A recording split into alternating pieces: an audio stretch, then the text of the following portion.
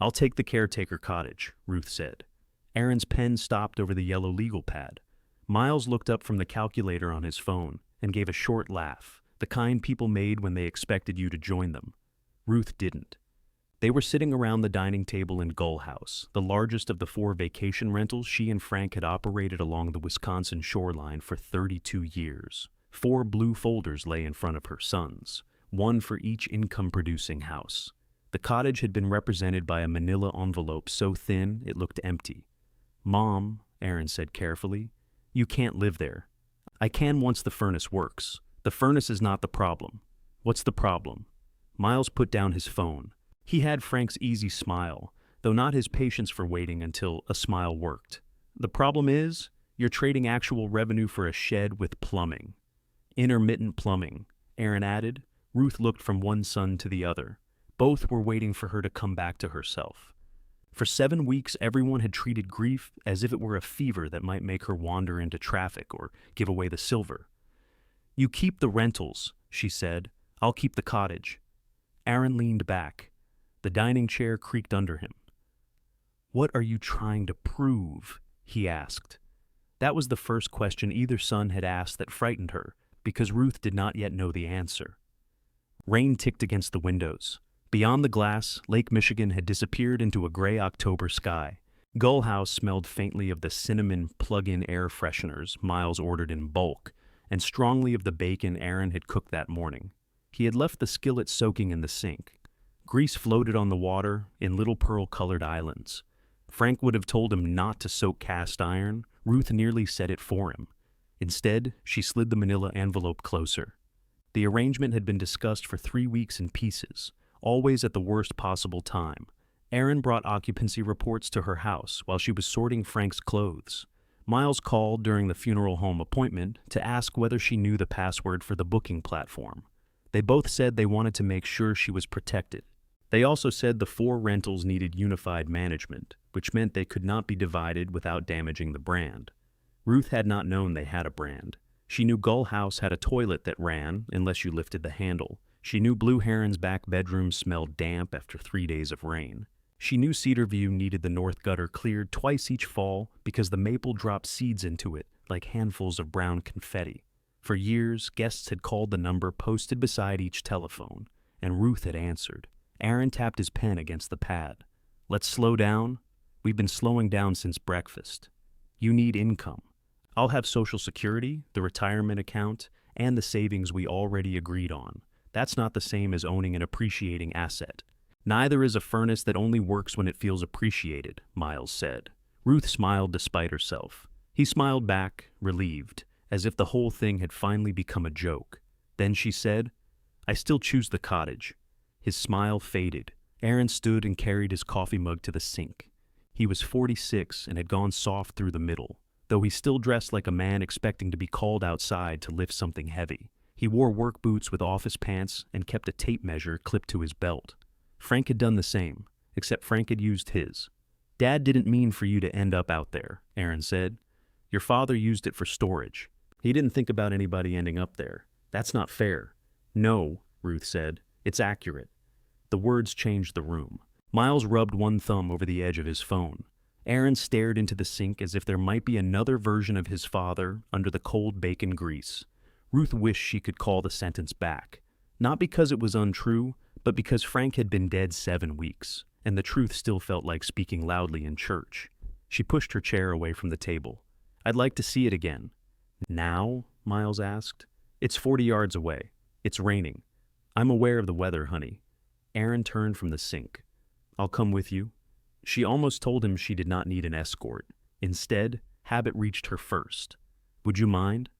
The question slipped out so easily that neither of them noticed. They crossed behind Gull House through wet grass that soaked the hems of Ruth's trousers. The cottage sat beyond the gravel parking area, half hidden by lilacs that had grown tall and woody from neglect. Its cedar shingles had gone silver. One green shutter hung crooked beside the front window, and the porch listed toward the yard with the weary dignity of an old horse.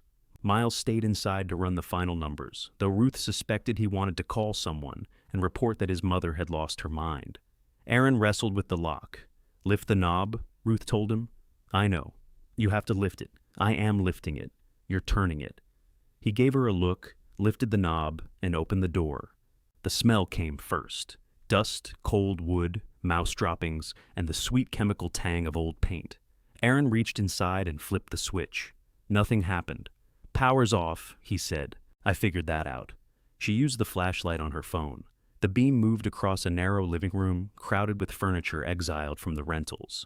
There was Gull House's old plaid sofa, 2 dining chairs with split cane seats, a brass floor lamp without a shade, and a stack of framed prints showing lighthouses that did not exist.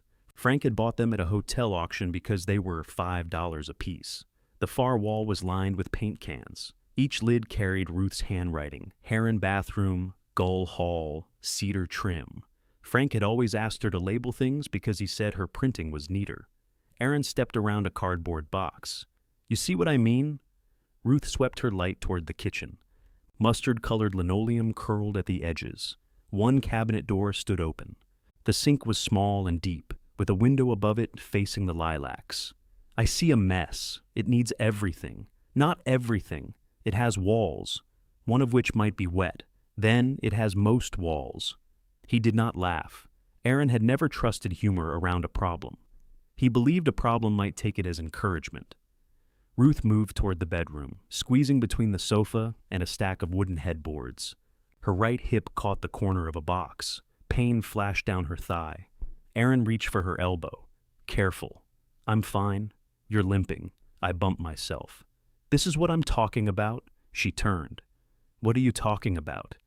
You being alone in a place with bad wiring and rotten steps? What if you fall? Then I'll lie very still until the mice organize a rescue." "Mom?" His face tightened in a way that made him look 12 for half a second, though there had been no 12-year-olds in Ruth's life for a very long time. She softened. "I won't move in tomorrow. I'll have it inspected. I'll get estimates." "Estimates for what? Making it barely livable? For making it mine." Aaron lowered his gaze. Frank's funeral had left him with a raw patch below his right eye, where he kept rubbing the skin. Ruth had noticed, but had not mentioned it. In their family, care usually traveled sideways. "You already have a house," he said. The house in town was a ranch with tan siding and a 2-car garage. Frank had chosen it because the garage had room for his boat trailer. Every drawer contained something he had placed there. Every morning Ruth woke on her half of the mattress and saw the dent his body had left on the other side. "It's too much house," she said. "We can help you with it." She looked around the cottage. A stripe of water staining marked one corner of the ceiling. The stove had only 3 knobs. Someone, probably Frank, had balanced a broken screen against the back door and then forgotten it for a decade. "Maybe I don't want help with it." Aaron exhaled through his nose. "Okay. But if you do this, we need to be clear about the business. I thought that was what we were doing. You won't be cut off." "Obviously. We'll still need you around for a while." Ruth looked at him. "For transitions," he added, "guest history, vendor contacts, the little details." Little details. She imagined all 32 years of them. Key codes and coffee filters, spare blankets and refund decisions, which electrician returned calls on Sundays, which guest pretended not to smoke, which bathroom fan needed a tap with the handle of a hairbrush. How long is a while? A few months? We'll see. The rain drummed harder on the cottage roof. Somewhere behind the walls, a soft scratching began and stopped. Aaron nudged one of the paint cans with his boot. "This stuff belongs to the rentals. Some of it does. We'll have to clear everything out and sort it. I'd like to keep the green chair." "What green chair?" "The one under the boxes." He shone his light toward the corner. Only one wooden arm was visible beneath 2 rolled rugs and a carton labeled "Christmas Lights. Check first." "That thing? It's comfortable. It might have animals living in it. So did our first apartment." "Mom, please don't turn this into a Frank story." Ruth stared at him. "I wasn't." Aaron's expression shifted, embarrassment arriving too late to prevent the injury. "That came out wrong." "Yes, I just mean, we can't make decisions based on what Dad would or wouldn't have liked. You brought him up at the table. That was different. Of course it was." He bent and grabbed the carton from the chair. The bottom gave way. Tangled green cord spilled onto the floor, followed by red plastic bulbs and a dead mouse so dry it made almost no sound when it landed. Aaron jumped backward. Ruth laughed. She did not mean to. The sound came out of her before she could stop it, bright and improper in the dusty room. Aaron stared at the mouse, then at his mother. His mouth twitched. "Don't," he said. "I didn't say anything. You were going to. I was going to say your father would have made me pick that up." Aaron covered his mouth, but the laugh escaped anyway. For a moment, they stood together in the dark cottage, laughing harder than the dead mouse deserved. Ruth had to lean against the plaid sofa.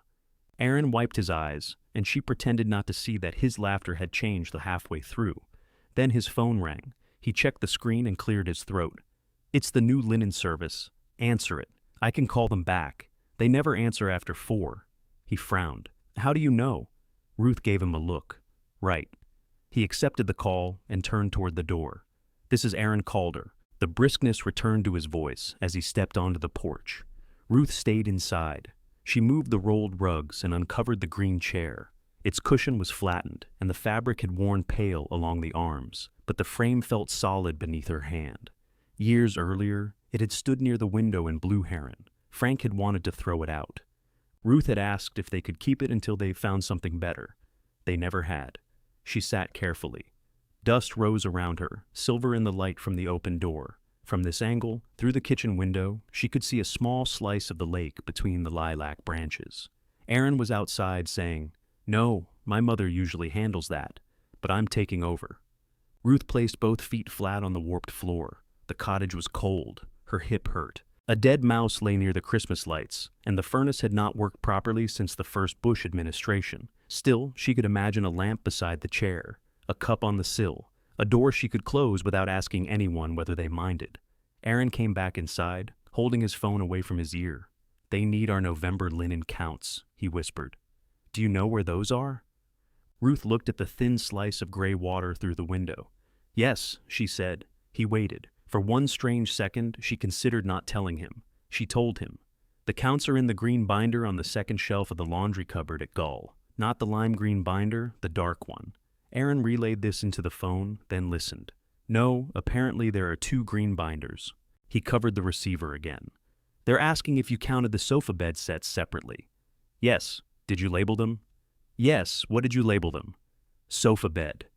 He gave her an impatient look, then caught himself. "Could you talk to them?" Ruth held out her hand. Aaron passed her the phone with visible relief. "This is Ruth." "Yes. Hello, Marcy." She listened while Marcy explained that the numbers did not match the order Aaron had submitted. "That's because Cedarview closes its upstairs bedroom in November. You only need 6 queens there, not 10. No, Gull has the king sheets. Blue Heron has queens and 1 full." Aaron was watching her. "Yes, I know the online listing says king," Ruth continued. The photographer stretched the photograph. The bed did not stretch with it. From the porch, Aaron made a sound that might have been a cough. Ruth settled the order, corrected the delivery address, and reminded Marcy that the services truck could not clear the low branch on Gull House's East Drive. When she returned the phone, Aaron stared at the dark screen. "You should write all that down," he said. "I did. In the green binder, the dark one." He slipped the phone into his pocket. "That's the kind of thing I mean when I say transition." Ruth rose from the chair, stirring another small cloud of dust. "I understand what you mean. They carried nothing back to Gull House." Aaron said the contents of the cottage needed to be inventoried first, which was a word Frank had used whenever he wanted to postpone throwing something away. The dead mouse remained on the floor. Ruth closed the door, lifted the knob, and turned the key. This time, the lock worked for her. Inside Gull House, Miles had rearranged the folders into a neat row and found a bottle of sparkling water in the refrigerator. He poured it into 3 wine glasses, as if bubbles could make the conversation festive. "I ran it a couple different ways," he said. "The cottage plus the retirement account gets you close, depending on how we handle the operating reserve." "Close to what?" Ruth asked. "Fair." Aaron took his seat. "She's decided." Miles looked at him, then at Ruth. "You went inside?"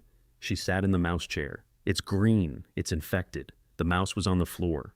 "Oh, well, in that case." Ruth sat across from them. "Are you both sure you want the rentals?" Miles' face changed first. Surprise, then suspicion. "We've been talking about this for a month. You've been talking about how to run them. I'm asking if you want them." "Of course we want them," Aaron said. "Both of you? We can handle 4 houses." "That wasn't my question." Miles rolled the stem of his glass between his fingers. He had wanted to move to Milwaukee after college and had lasted 11 months. Then he returned to Sturgeon Bay with a job in marketing and an expensive coffee machine that occupied half his kitchen counter. Frank had teased him for coming home, then introduced him to everyone as the son smart enough to return. Miles took a drink. Dad built something. It would be stupid to break it up. There it was again. Frank built, Frank bought, Frank left. Ruth glanced toward the kitchen sink, where Aaron's skillet still sat in gray water. Then, don't break it up, she said. They went through the rest of the decisions. The operating reserve would stay with the business. Ruth would retain the house in town until she sold it, though both sons urged her not to rush. She would keep the station wagon, which Miles called the world's last surviving Buick, that smells like wet towels. Aaron wanted Frank's pickup because he had used it most often. Miles wanted the fishing boat because he believed wanting it less obviously made him the fairer choice. Ruth watched them negotiate over their father's things, with a politeness so strained it became cruelty.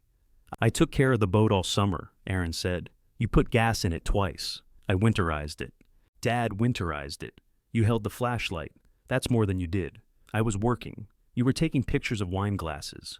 They were for a client. Ruth touched the cold base of her glass. Sell the boat. Both men looked at her. I'm sorry, Miles said. Sell it and split the money. Dad loved that boat, Aaron said. Your father complained about that boat every time he used it. He would hate us selling it. He would hate you fighting over it more. Aaron looked unconvinced. Miles looked offended on Frank's behalf, which was a role he had only recently taken on. Ruth said, or flip a coin. I don't care. I'm not spending the afternoon listening to two grown men argue over who loved their father most accurately. Silence settled over the table. Then Miles lifted his phone. I have a coin flip app. Aaron stared at him. You're an idiot. It's unbiased. It's an app you downloaded. You want Mom to flip an actual coin like we're settling the Louisiana Purchase? Ruth opened her purse and placed a quarter on the table. The boat went to Aaron. Miles complained for exactly 3 minutes, then admitted he did not own a vehicle capable of towing it. By late afternoon, the rain had become mist. Ruth drove home through streets slick with fallen maple leaves. The Buick's back seat held 2 laundry baskets of Frank's clothes she meant to take to the church donation room. They had ridden there for 9 days. At a stoplight, she glanced back at the sleeve of his blue flannel shirt hanging over the rim. She could see the faded elbow and one pearl-colored snap. Frank had worn it whenever he painted, though he owned work shirts specifically meant for painting. Tiny white specks marked one cuff from the summer they bought Blue Heron. The light changed. A horn sounded behind her. All right, she said aloud. I'm going. At the ranch house, she carried the baskets inside instead of to the church. She set them beside the front door, where they joined a cardboard box of shoes, a sack of old towels, and 2 lamps her neighbor had offered to take. The entryway looked as though Ruth were either moving or building a barricade. She made tomato soup from a can and ate it standing at the kitchen counter. Frank's place at the table was covered with mail, sympathy cards, and a hardware store catalog that had arrived addressed to him that morning. After supper, she took measurements of her bedroom furniture. The dresser was 62 inches wide. The cottage bedroom wall, as she remembered it, might accommodate 48. She measured the dresser twice, as if it might become more reasonable under pressure. Her phone rang from the kitchen. Miles. She let it ring once more than usual before answering. Hey, Mom. Quick question. Hello to you, too. Hello. How was the drive? Wet.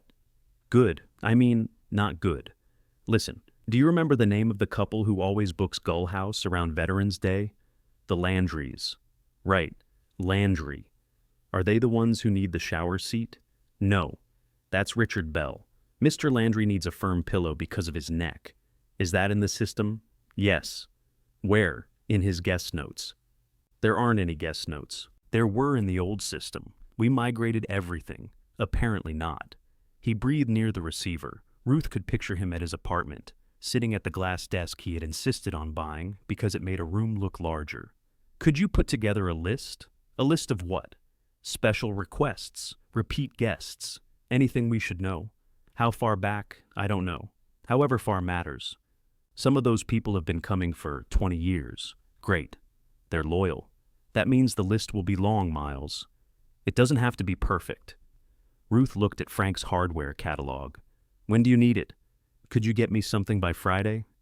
It was Monday evening. She nearly said yes. The word formed with no effort at all, smooth as a pebble worn by water. Then she imagined the cottage kitchen, the curled linoleum and open cabinet door. She needed to call someone about the furnace. She needed an inspection, insurance, estimates, and a way to dispose of a dead mouse without Aaron turning it into evidence of her incompetence. I can give you the old guest card box, she said. The what? The index cards. I kept them in the desk at Gull. Index cards? Alphabetical ones, yes. Mom, we can't run guest relations from a recipe box. Then you should have migrated the notes. His pause was so complete that she could hear the faint hum of her refrigerator. Okay, he said. I wasn't criticizing. It sounded like criticism. I'm under a lot of pressure, I know. And I thought you wanted us to succeed. There was no anger in his voice. That made the sentence harder to resist. Miles had always known how to make disappointment sound like loneliness. I do want you to succeed, then help me out. Ruth closed her eyes. I'll bring the cards tomorrow. You're the best. The call ended before she could decide whether that was gratitude or a job description. The next morning, she drove to Gull House and found Aaron's truck backed up to the cottage. He and Miles were unloading its contents onto the damp grass. The green chair stood beside the gravel drive. What are you doing? Ruth called. Aaron straightened from a box, getting a head start. On what? Sorting business property from trash. Miles emerged from the cottage carrying the brass floor lamp. Good morning. We brought coffee. He pointed with the lamp toward 3 paper cups on the porch railing. Ruth recognized her order by the splash of cream showing through the lid. That chair isn't trash, she said. Aaron glanced at it. We know. It's going to the transfer station. That is where trash goes. Not all trash. They have a reuse area. I said I wanted it. Miles lowered the lamp. You were serious? Yes. It smells like a basement. It has been in the cottage. The cottage smells like a basement. Then they match. Aaron wiped his hands on his pants. Mom, if you're actually going to live here, we need to clear it properly. You can't hang on to every broken thing because Dad touched it. Ruth looked at the chair. Frank had touched it, certainly. He had sat in it once or twice, complained that it was too low, and later piled beach towels on it. The chair did not matter because of Frank. She wanted it because she had been comfortable there. I'm not hanging on to every broken thing, she said. I'm keeping that. Aaron's mouth tightened, but he lifted both hands. Fine. The mouse chair stays. And the lamp. The wiring is cloth covered, Miles said. Then I'll have it rewired. With what money? Aaron asked. My money. Her sons exchanged a glance so brief they probably believed she missed it.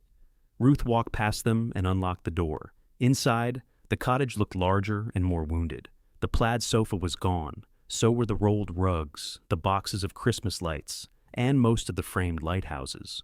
Pale rectangles marked the walls where objects had leaned for years.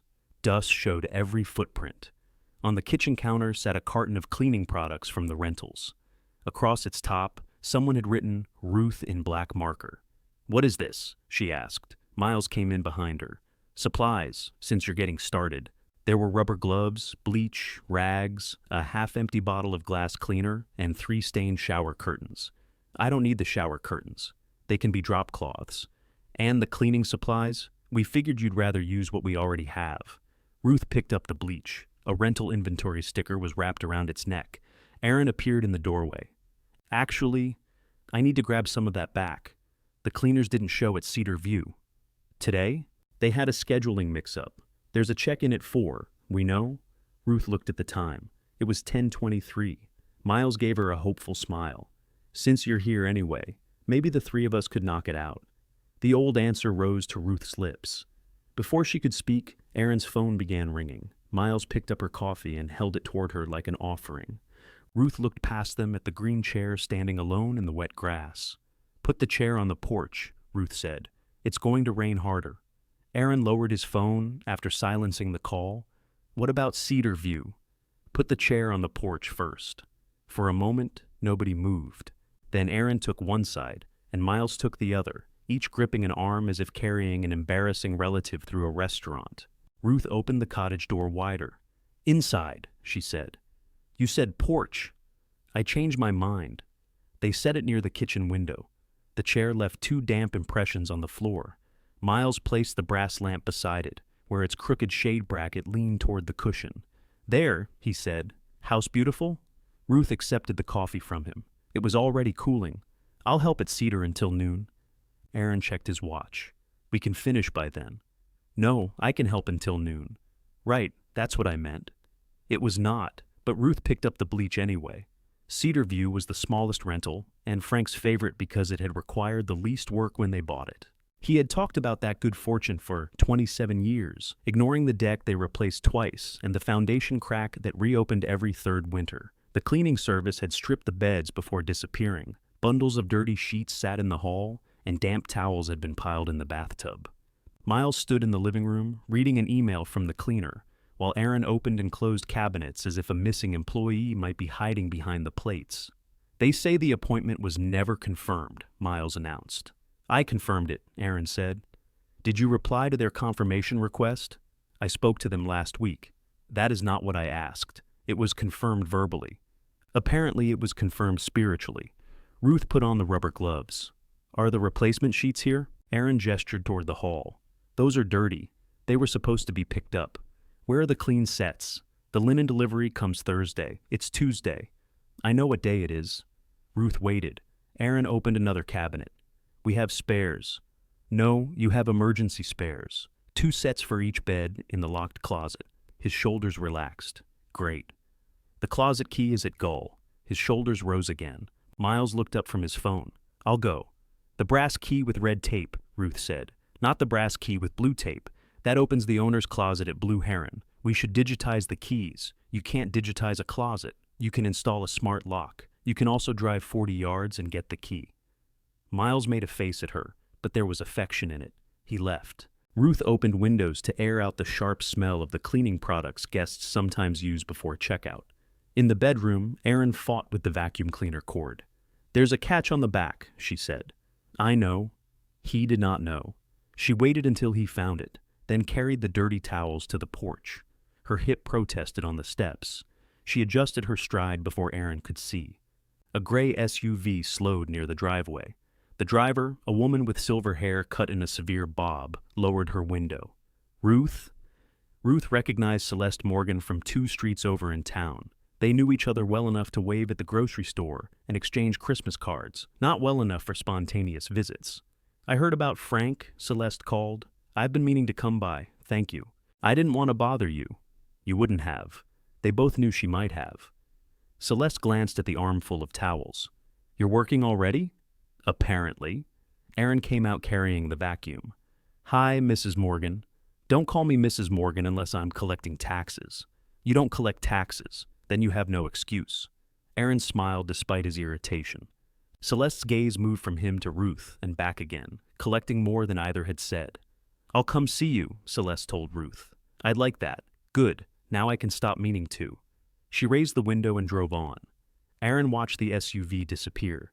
"She's always been kind of strange. Your father thought so." "I know. That was one of the things I liked about her." Miles returned with the wrong key. By 11:30, they had stripped and remade 2 queen beds, cleaned both bathrooms, vacuumed the rugs, wiped the kitchen, and discovered that the drip tray beneath the refrigerator was full of something pink and sticky. Aaron scrubbed it while Miles photographed a water stain over the dining table. "That was there last winter," Ruth said. "Why didn't we fix it?" "We did. The roofer resealed the vent." "Then why is it still stained?" "Because paint does not heal itself." Miles looked at her. "You're enjoying this?" "A little." At 11:58, Ruth removed the gloves and set them on the counter. "We're almost done," Aaron said. "You're almost done. The guests arrive at 4. You have 4 hours, 3 hours and 59 minutes. Then I wouldn't waste one arguing." She carried her empty coffee cup to the trash. Miles was standing near the window, typing a message with both thumbs. "Can you check the guest card box before you go?" he asked. "The Landrys want to know if we still have the folding luggage rack they like. It's under the bed in the back room." "At Gull?" "No, here." Miles looked toward the hall. "Which bed?" "The back one." "They're both in the back." Ruth put her coat on. "Then you have 2 places to look." Aaron laughed. Miles did not. Outside, rain had begun again, thin and cold. Ruth walked toward the cottage without turning around. She expected one of them to call her back. Neither did. The green chair waited by the window where they had left it. She sat and listened to rain ticking on the roof. The cottage had no heat, and the cold came up through her shoes. Without the boxes, she could see the small fireplace on the opposite wall. Frank had covered its opening with a piece of plywood after birds came down the chimney one spring. On the plywood, he had written "Do not use" in thick black letters. Ruth took out her phone and searched for home inspectors. The first company could not come for 3 weeks. The second did commercial properties only. The third was answered by a man who spoke so loudly Ruth held the phone away from her ear. "I can do Thursday. Thursday is fine. 9 a.m. That's also fine. Is there electricity? Not currently. Then have it turned on. I will. And clear access to the attic." Ruth looked up. A square panel in the ceiling was blocked by 2 stacked headboards. "I'll do that." When she hung up, she called the utility company. The representative asked whether she was the owner. Ruth opened her mouth and paused. "Yes," she said. The word did not feel entirely true yet, but the woman accepted it without requiring proof of character. After arranging service, Ruth walked through the rooms making a list. Furnace, roof stain, porch steps, kitchen floor, fireplace, wiring. The bathroom tap produced a cough of brown water when she turned it, then went dry. She added plumbing. By the time she reached the 7th item, the list had lost its hopeful quality. She found a pencil in the kitchen drawer, along with 3 bent nails, a cork, and a restaurant matchbook. On the back of her list, she drew the kitchen as she wanted it, cabinets painted yellow, a narrow table beneath the window, open shelves where the warped upper cupboard now hung. Her drawing made the room look larger than it was. The door opened without a knock. Aaron stepped inside. "You left your purse at Cedar." He held it up. "Thank you. What are you doing?" "Making a list." He read it over her shoulder. "That's not a list. That's a hostage demand. I haven't priced anything yet. You're going to spend half your savings fixing a building that will never be worth what you put into it." "Half my savings? I'm estimating." "You're inventing?" "I'm trying to be realistic." "So am I." Aaron sat on the arm of the green chair. It creaked ominously, and he stood again. "Stay at the house," he said. "At least through winter. We can fix this gradually." "I was planning to." He nodded, encouraged. "Good. There's no emergency." "I didn't say there was. We should get 3 bids for everything. I scheduled an inspection for Thursday." His expression tightened. "With who?" "Peninsula Property Inspections." "Who did you talk to?" "A loud man." "Was it Roger?" "I didn't ask his first name." "You should have called me." "Why? I know people." "So do I." "Mom, you found a number online. That's not knowing someone." Ruth folded the list in half. "Would you like to be here Thursday? What time?" 9. "I have a breakfast meeting. That's all right. I can move it. You don't have to." He took out his phone. "Let me see." While Aaron studied his calendar, Ruth noticed he had carried in a rolled white towel beneath his arm. "What's that?" He glanced down. "Hand towel." "Why?" "You folded them wrong." Ruth thought he was joking. His face said he was not. "What do you mean, wrong? The new photos show them folded in thirds. You folded them in halves today. They dry the same. Miles wants consistency. Then Miles can refold them." He did. "He just asked me to show you for next time." Ruth stared at the towel. Aaron's ears reddened. "It's not a criticism." "What is it?" "A process." "There is no next time. I thought you said you'd help with transition." "I did help, and we appreciate it. You brought a towel to my house to correct the way I folded it. It's not your house yet." The words came quickly. Aaron seemed to hear them only after they were in the room. Ruth set her pencil on the counter. "No," he said.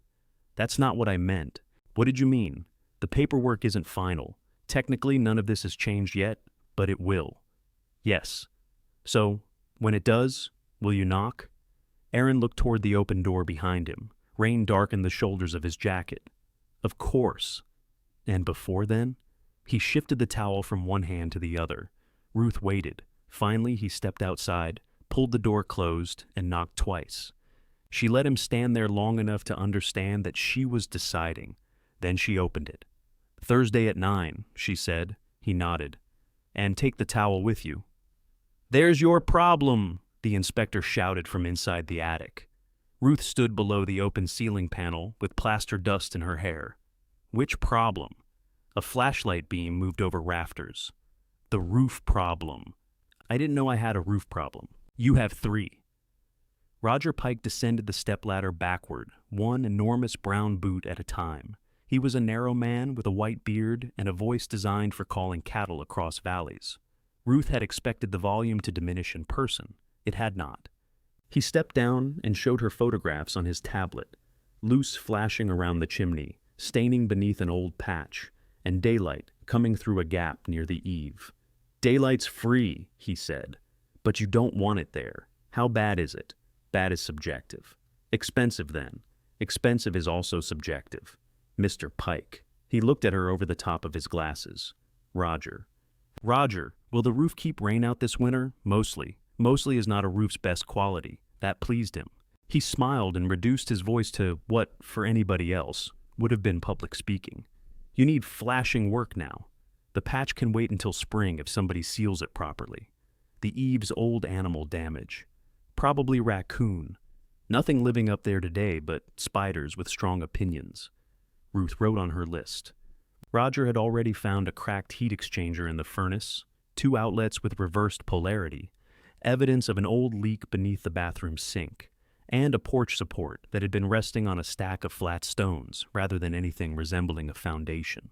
The good news was limited, but real. The walls were dry. The floor joists were sound. The cottage leaned slightly, but Roger said most buildings near the lake eventually chose a direction. Aaron had not come. At 8:40, he had texted that a guest at Blue Heron could not operate the gas fireplace. At 9:15, he said he was on his way. At 10, Ruth saw his truck pass the cottage toward Gull House and did not hear from him again. Roger crouched beside the fireplace and tapped the plywood covering with his knuckles. Frank put that there after birds came down the chimney, Ruth said. I remember. She looked at him. You knew Frank? Everybody knew Frank. The answer carried no praise. Roger removed 2 screws and pulled the plywood away. Cold air breathed into the room, smelling of wet leaves and soot. He shone his flashlight upward. Chimney needs cleaning and a cap. Firebox looks all right. Don't use it until it's checked. I wasn't planning to. People say that. Then February happens. He replaced the board and moved to the kitchen. Ruth followed, stepping over his equipment. The green chair had been covered with an old sheet. The brass lamp lay on the floor waiting to be rewired. Roger opened the cabinet beneath the sink. You doing the work yourself? Some painting? Maybe the floors. He glanced at her hip. Ruth straightened. I can paint a floor. Didn't say you couldn't. You looked at me. I look at things. It's the central function of my profession. He turned the faucet. The pipes groaned and produced a stream the color of weak tea. The electric service had come on the previous afternoon, but the water still objected to being involved. Let it run, Roger said. Old iron line. If it clears, good. If it doesn't, less good. Ruth watched the water. Do you know anyone who could do the repairs? She asked. What kind? The kind I can afford. That narrows it. He named a roofing company, an electrician, and a furnace service. Ruth wrote each one down. For the smaller jobs, Roger scratched his beard. Thomas Reed might take it. Her pencil stopped. Roger noticed. He seemed to notice everything except how loudly he spoke. You know, Thomas, he worked here one season. 3, I thought. Maybe it was 3. It had been 3. Thomas had repaired decks, carried air conditioners, trimmed trees, and once driven 2 hours to retrieve a guest's wedding ring from a sink trap after Frank declared it gone. In his 3rd summer, a leak damaged the ceiling at Cedar View. Frank blamed Thomas for failing to finish the flashing. Thomas insisted Frank had told him to stop because guests complained about the ladder outside their window. Frank fired him in the Gull House driveway. Ruth had watched through the kitchen screen while folding towels. Thomas had turned once toward the house, not toward Frank. Toward her. She had looked down and matched the edges of a bath sheet that was already perfectly folded. I don't think he'd work for me, she said. Only one way to find out. Roger wrote a number beneath the others. Ruth recognized the last 4 digits. She had not expected that. The water cleared by 11. Roger packed his tools and handed her a printed summary from the portable printer in his truck. The list was long enough to require a staple. Would I live here? He asked from the porch. I didn't ask. People always want to know. Would you? After the furnace and electrical work. I'm fond of waking up. That makes 2 of us. He pointed at the porch support with his clipboard. Don't let anybody heavy stand on that corner. Define heavy. He looked toward Gull House, where Aaron had just emerged carrying a long fireplace lighter and an instruction booklet. Your older son. Ruth laughed. Aaron waited until Roger's truck left before approaching. How bad? Subjective. What? He said the walls and joists are sound. That means everything else is terrible. Not everything. She handed him the report. He flipped through it quickly, slowing at the photographs. Cracked heat exchanger. I told you the furnace was bad. I agreed with you. This electrical panel is ancient. Yes. And there's a roof leak.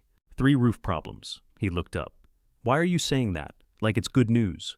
Because I know what they are now. Aaron read another page. You can't move in before this is done. I wasn't planning to. You need a general contractor. Roger gave me names. Let me look at them first. Ruth almost handed him her handwritten list. She had always passed information to the person who spoke with the most certainty, as if confidence were the same thing as responsibility. I can call them, she said. I know you can call them. I'm saying I should vet them. One of them installed the furnace at Gull House. Which one? She looked at her list. Bayside Heating. They're expensive. Do they do good work? That's not the point. It is if I'd like to wake up. He gave her the same weary look he had used since Frank died, the one that implied she was making a difficult period more difficult through personality. Mom, I have vendors here every week. Let me use those relationships. Your cleaners didn't come Tuesday. That was Miles's vendor. Ruth folded Roger's report. I'll get estimates. You can look at them if I want advice. If? Yes. Aaron rubbed the raw skin beneath his right eye. Fine. He began walking toward Gull House. How was the fireplace? Ruth called. He stopped. There was nothing wrong with it. They weren't holding the ignition button long enough. Did you show them? I texted the instructions. Did it work? He looked back toward the rental. Eventually, Ruth waited. Aaron shoved his hands into his jacket pockets and returned to Blue Heron. At home that afternoon, she spread the inspection report over the kitchen table, displacing sympathy cards and the hardware catalog. She called the furnace company first.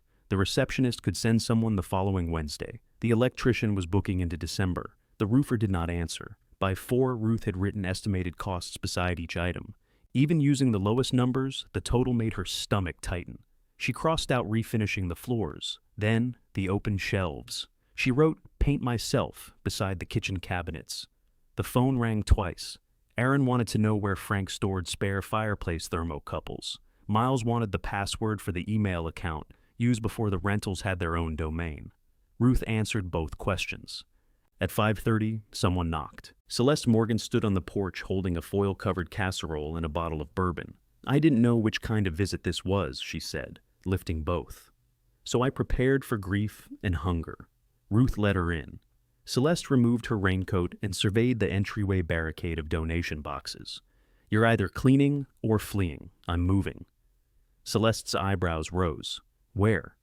The Caretaker Cottage behind the rentals. The little cedar place. You know it. I've seen it. Frank called it the shack. He called a lot of things by names that kept him from spending money on them. Celeste set the casserole on the counter. You're moving into the shack and giving the rentals to Aaron and Miles? They're not being given. It's the division we agreed on. Ah. Ruth took plates from the cupboard. What does ah mean? It means I'm trying not to say something before you feed me. They ate chicken, rice, and mushrooms at the kitchen table, while Celeste read the inspection report without asking permission. She wore red-framed glasses on a chain and made small, disapproving noises at the electrical photographs. You have money for this? She asked. Enough if I'm careful. And income? Enough if I'm careful. 2 carefuls. That sounds tiring. I'm already tired. Celeste looked toward Frank's empty chair. That isn't always the same kind. Ruth cut a mushroom into 4 pieces. Aaron thinks I'm making an emotional decision. You are. Ruth glanced up. Every decision is emotional, Celeste said. Men only call it strategy when they like the feeling underneath. That sounds like something printed on a coffee mug. I'd buy that mug. Ruth laughed, then surprised herself by telling Celeste about the yellow cabinets. She showed her the sketch on the back of her repair list. Mustard? Celeste asked. Warm yellow. So mustard. Not bright mustard. More like mustard in tasteful lighting. Ruth took out her phone. She had saved 3 paint colors that morning. She opened the first and held it across the table. Too dark? She asked. Celeste studied the screen. Do you like it? I think so. That wasn't difficult. I'm asking how it would look in the room. It would look yellow. Ruth pulled the phone back. You're no help. I'm trying to be. You're just asking the wrong woman for permission. The word landed harder than Celeste intended. Ruth set the phone beside her plate. Celeste's expression softened. I'm sorry. No. You're right. After Celeste left, Ruth washed the plates and covered the remaining casserole. The house was quiet except for the furnace starting in the basement. On the table lay Roger's list, the estimate figures, and Thomas Reed's phone number. Ruth carried the number into the living room and sat on the end of the sofa Frank had claimed for years. She remembered Thomas in the Gull House driveway, sunburned across his nose, saying, Ask her. She knows when I was told to stop. Frank had not asked. Ruth had not come outside. She dialed before she could decide that calling tomorrow would be more polite. A man answered on the 4th ring. Reed. Ruth held the phone tighter. Thomas? This is Ruth Calder. Silence came back to her, calm and complete. Then Thomas said, I know who it is. I wondered if you would, Ruth said. Most people keep their numbers. I meant after all this time. I knew what you meant. His voice was lower than she remembered, with none of Roger's thunder. That made each pause more noticeable. Ruth looked at Frank's chair across the room. Roger Pike gave me your number. That sounds like Roger. He inspected the Caretaker Cottage. Another pause. That sounds like a worse idea. I'm going to live there? Then it's definitely a worse idea. She laughed before deciding whether he was being rude. I need help with some repairs, and you called me. Yes. Did Aaron give you permission? Heat rose beneath Ruth's collar. Thomas had always had an unnerving way of placing the sharpest tool on the table first. I don't need Aaron's permission. Good. Will you look at the cottage? What needs doing? Porch support, roof patch, cabinets, maybe the bathroom sink. The inspector says the major electrical and furnace work should go to licensed companies. The inspector's right. The floors need attention, but I may do those myself. You'll regret that around the 2nd coat. Roger said you might take smaller jobs. Roger likes assigning me work he doesn't want. Will you come look? Not if this is Frank finding a way to get free work out of me from the grave. Ruth closed her eyes. No, she said. It isn't. The silence returned. She could hear a television on his end, turned low enough that the words blurred together. I should have spoken that day, she said. What day? In the driveway. I know what day. I heard what you said. I knew Frank had told you to stop the roof work, and I let him say he hadn't. Thomas breathed out slowly. That was 8 years ago. 9. That's supposed to improve it? No. He did not rescue her from the apology. Ruth had apologized to people who immediately said it was fine, whether it was fine or not. She had called that kindness. Now she wondered if it was merely speed. I was afraid of making it worse, she said. For who? The question found its place and stayed there. For me, Ruth said. All right. All right what? All right. That's an honest answer. She pressed her palm against the sofa cushion. Will you look at the cottage? I can come Saturday at 10. Thank you. I didn't say I'd take the work. I heard you. And I charge for the estimate if it takes longer than an hour. That's fair. Frank used to say that too. I'm not Frank. No, Thomas said. You were the one in the window. He hung up after confirming the address, as if she might have moved the cottage since he last saw it. Ruth remained on the sofa until the furnace shut off, and the sudden quiet made her aware of how tightly she was holding the phone. She expected to feel punished. Instead, she felt as though an old debt had finally been named in the right currency. On Saturday, Tomas arrived 9 minutes early in a white work van with one rusted rear door. He had grown heavier through the shoulders and thinner across the scalp. His beard was clipped close and more gray than brown. He wore clean work pants, a canvas jacket, and glasses Ruth did not remember. He stood beside the cottage with his hands in his pockets. Still leaning, he said, Roger says it chose a direction. Roger stole that from me. Ruth unlocked the door. Would you like coffee? Are you hiring me to drink coffee? No. Then after. He walked through the cottage without touching anything at first. Ruth followed while he examined the porch, kitchen, bathroom, fireplace, and windows. He read Roger's report, grunted twice, and used a small level on the bedroom floor. The green chair caught his attention. You kept that thing? I claimed it. Frank hated that chair. I know. Thomas pressed one arm and checked the frame beneath the cushion. Needs new webbing. Frame's decent. That's what I thought. He glanced at her. You know how to do webbing? I watched my mother do it. She repaired furniture. Watching isn't doing. It is if you pay attention. He almost smiled. Outside, he knelt beside the failing porch support. Ruth tried to crouch beside him, but her hip objected halfway down. Don't, Thomas said. I want to see. Then bend at the waist. I'll look ridiculous. You're standing beside a house with one green shutter. Ridiculous already lives here. She bent. He showed her where the post had softened at the bottom and how water had worked between the stacked stones. It needed a proper footing, but he could brace the porch until the groundwork was done. He tapped the siding near the kitchen and found one rotten board, not the 6 Aaron had predicted. You can make it safe, Ruth said. Yes. And livable? That depends on your definition. Warm, dry, nothing likely to kill me. High standards. He walked to his van and returned with a clipboard. At the cottage table, he divided the repairs into now, before winter, and later. He wrote hourly rates beside the smaller work and estimates beside the rest. His handwriting slanted severely to the right, as though the words were hurrying away. Ruth read the total twice. It's less than I expected. Then you expected too much. You don't have to discount it. I didn't. I want to be clear. So do I. Thomas tapped the page. Materials at cost. Labor is listed. If I find something, I tell you before I fix it. If you add work, I add money. Yes. If one of your sons gives me instructions, I ignore him. Ruth looked up. That's not personal, he said. Actually, it is personal. I'll tell them. No, I'll tell them if it happens. He took the report back and added another line. What's that? Ruth asked. Rewiring the lamp? You do that? I can replace a cord without involving the power company. The brass lamp still lay near the chair. Ruth pictured it upright, lit, useful again. Then yes, she said. Thomas left before noon with the lamp and a signed copy of the estimate. Ruth remained at the cottage, peeling brittle shelf paper from the kitchen drawers. Beneath a pattern of blue flowers, she found an older layer printed with strawberries. Beneath that was newspaper dated May 1974. She was deciding whether 3 layers made the drawers historical when Miles came in, carrying a cardboard drink tray.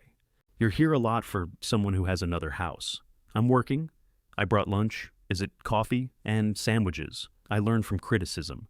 He set the tray on the counter and inspected the stripped drawer. You're not saving that, are you? The newspaper? The whole kitchen. I'm painting the cabinets. What color? Ruth hesitated. Yellow. Miles turned slowly. Yellow, yellow? Warm yellow. Mom? What? This place is already dark. Yellow can go very country. We're in Wisconsin. You know what I mean?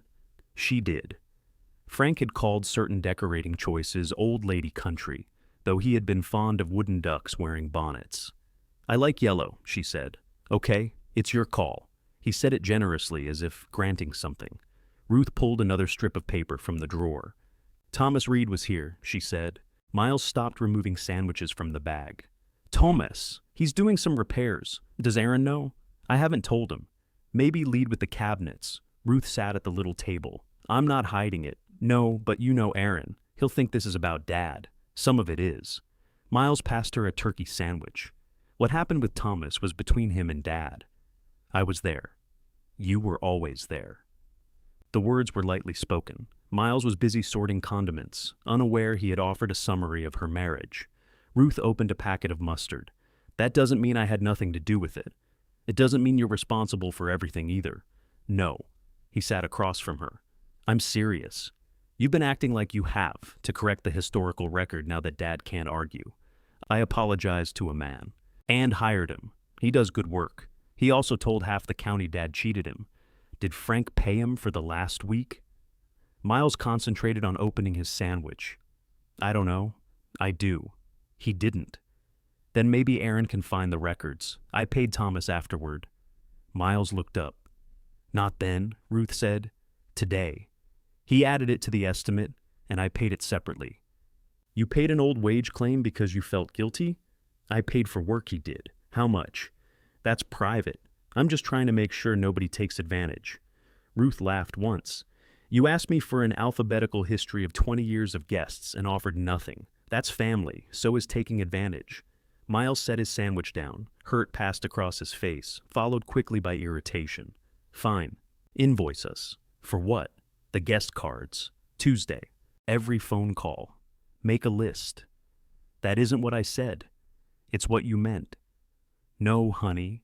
I meant you don't get to distrust everyone I choose while assuming everything I do belongs to you.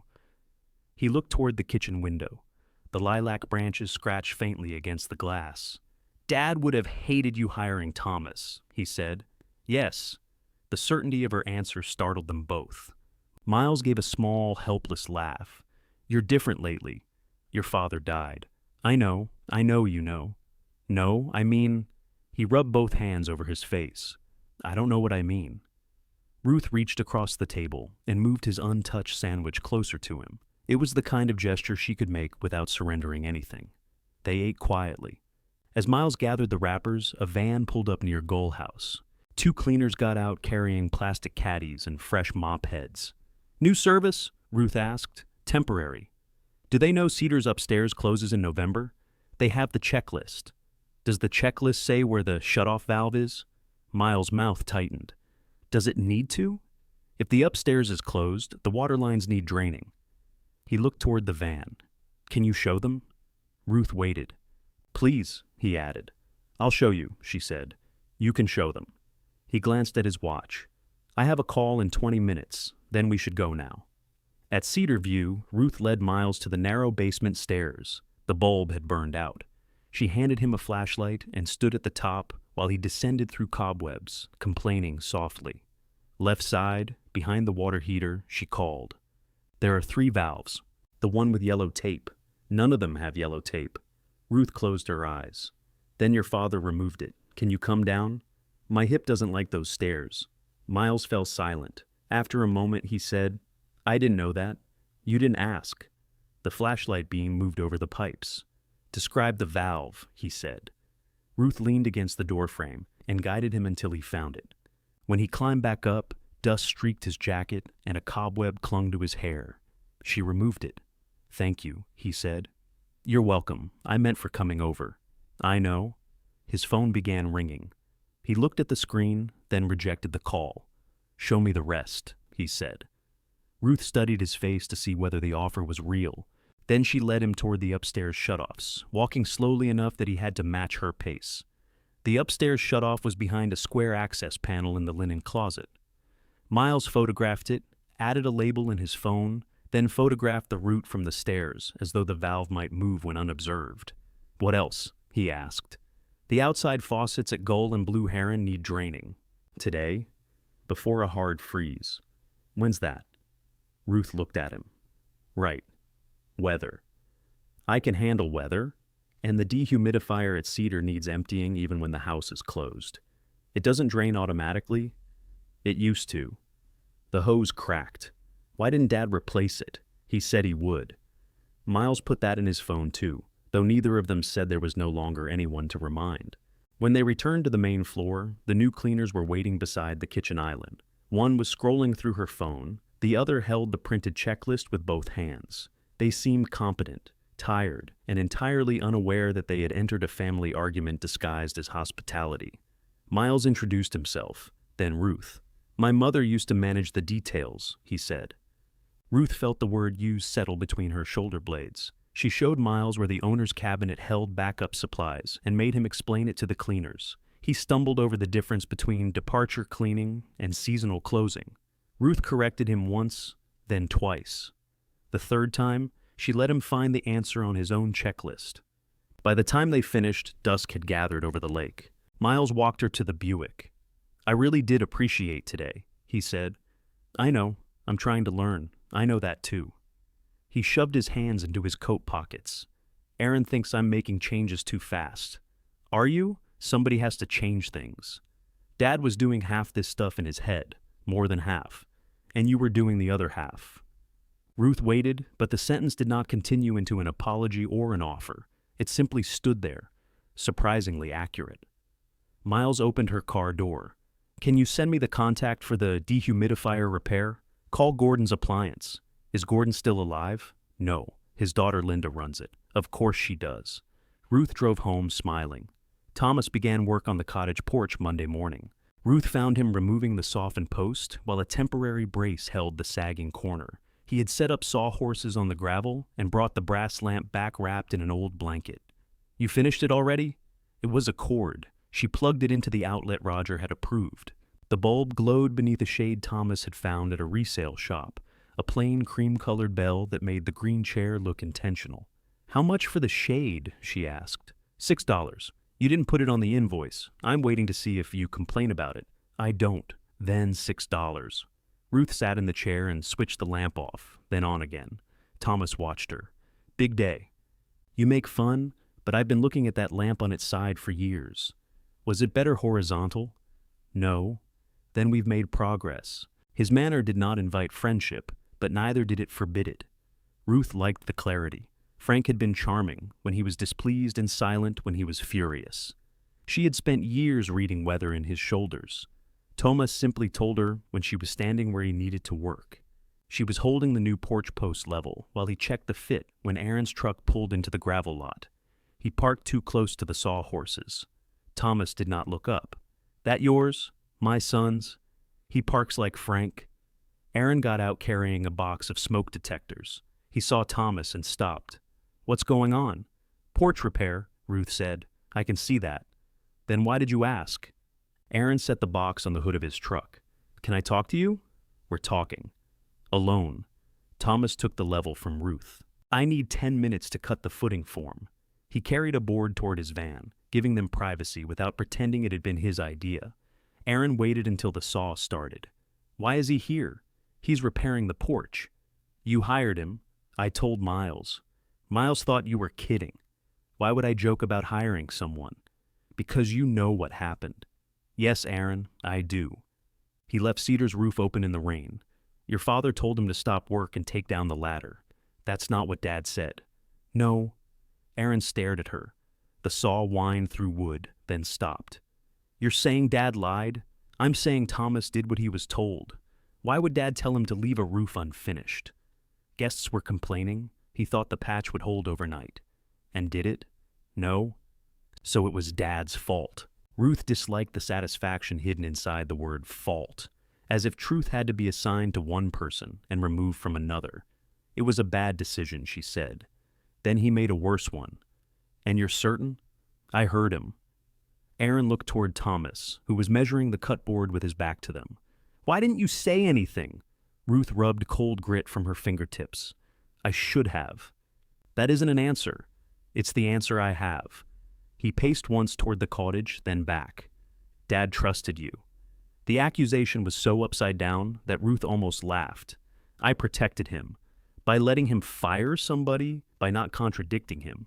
That doesn't make sense. It made sense in our house. Aaron flinched. Dad wasn't some tyrant. I didn't say he was. You're making him sound like one. I said he blamed Thomas for a decision Frank made. Your father could be generous and funny and stubborn and unfair. All of those things fit inside one person. He's not here to defend himself. I'm not attacking him. It feels like you've been waiting until he died to tell us everything you didn't like. The words struck harder because Ruth had wondered the same thing. She looked past Aaron toward Gull House. In an upstairs window, someone had drawn the curtain halfway, leaving the fabric crooked. Her fingers itched to fix it. I'm trying to tell the truth while I still know it, she said. Aaron picked up the smoke detectors. Do what you want. It's your money. Yes. He frowned, hearing something in the agreement he had not intended to give. And it's my porch, Ruth said. Thomas returned with the board after Aaron drove away. He'll come around, Ruth said. Maybe. You don't think so? I don't spend much time predicting grown men. He set the board beside the hole. You want this step 4 inches lower or level with the old one? Which is safer? Lower is easier on your hip. Level looks better from the drive. Ruth glanced toward the rentals. From Gull House, the difference would be obvious. Frank would have chosen level. Lower, she said. Thomas nodded once and marked the cut. The furnace was replaced 2 days later. Ruth sat in the green chair wearing her coat while 2 technicians carried the old unit out through the kitchen. One of them asked whether she was renovating the cottage for vacation rental use. No, Ruth said. I'm going to live here. He looked around. Cozy. It was what people said when small might be insulting. The heat came on just after 3. Metal clicked inside the vents. Warm air pushed out carrying the dusty smell of years, and Ruth stood over the register until her shins grew hot. She sent a photograph of the thermostat to Aaron and Miles. Aaron replied with a thumbs up. Miles wrote, "One step closer to mustard manor." Ruth typed, "warm yellow," then deleted it. That evening, she began emptying the dresser at home. Frank's socks still occupied the bottom drawer because she had moved through his clothing in categories, avoiding anything that seemed too ordinary. Suits had gone first, then coats. Socks suggested mornings, cold feet, and the way he sat on the bed to pull them on. She carried the drawer into the living room and sat on the rug. Most pairs were black or navy. One red wool sock had no mate. Frank had accused the washing machine of eating it, though Ruth had been the one loading the machine. She placed the good pairs in a donation bag. The red one she held too long, then put in the trash. 10 minutes later, she took it back out. The doorbell rang while she was sitting among the socks. Dana Pike stood outside wearing a navy work jacket with the name Lakeshore Turnovers embroidered over the pocket. She was Roger's niece, though she had inherited none of his volume. For 11 years, she had cleaned the Calder rentals and noticed problems before guests did. "I brought your key," Dana said. Ruth looked at the brass key in her palm. "My key? To Gull. Aaron said they're switching services. I thought you had a scheduling mistake." Dana's mouth moved in a humorless smile. "That's one version." Ruth stepped aside. "Come in." Dana saw the clothes spread across the floor. "Bad time?" "No, just socks." "That can be a bad time." They sat at the kitchen table. Ruth made tea while Dana explained that Aaron and Miles had asked her to reduce her rates because the new booking software and standardized checklists would supposedly make each turnover easier. Dana had said software did not scrub ovens. Aaron then hired a regional service that charged less by sending rotating crews. "Tuesday wasn't me," Dana said. "Their crew missed Cedar." "Aaron let you think it was my company?" "He said the cleaners didn't show. Technically accurate. His favorite kind." Ruth set down the mugs. Dana turned the key between her fingers. "I was supposed to leave this at Goal, but I didn't want it sitting on a counter. Thank you. I also wanted to tell you I'm sorry about Frank. He could make me furious before breakfast, but he always paid by Friday." Ruth thought of Thomas. "Not always." Dana did not ask. "You're starting your own company?" Ruth nodded toward the jacket. "Trying to. Private homes, small offices, turnovers, if people pay enough to do them right." Dana glanced around the kitchen. "You moving?" "To the Caretaker Cottage. That explains the regional cleaners. They think you're still close enough to catch what they miss." "Who thinks that?" "Everybody." Ruth looked at the returned key. Her phone rang on the counter. Aaron's name appeared on the screen. Dana began to stand. "I should go." "No, finish your tea," Ruth answered. "Mom, quick favor," Aaron said. "The guests at Goal say the downstairs bathroom isn't clean." Ruth met Dana's eyes across the table. "What would you like me to do?" she asked. "Could you run over and take a look?" Ruth curled her fingers around the brass key Dana had returned. "No," she said, "but I can give you the number of a very good cleaner." There was a brief silence on Aaron's end. "You have Dana there?" "Yes." "Why?" She brought back the Gull House key. Dana lowered her eyes to her tea. Aaron's voice changed. "Put her on." "No." "Mom, this is business." "Yes." "So let me speak to her. She's sitting in my kitchen, and the guests are standing in a dirty bathroom. Then you should go clean it. I'm at Blue Heron dealing with a refrigerator alarm." "Does the refrigerator feel warm?" "What?"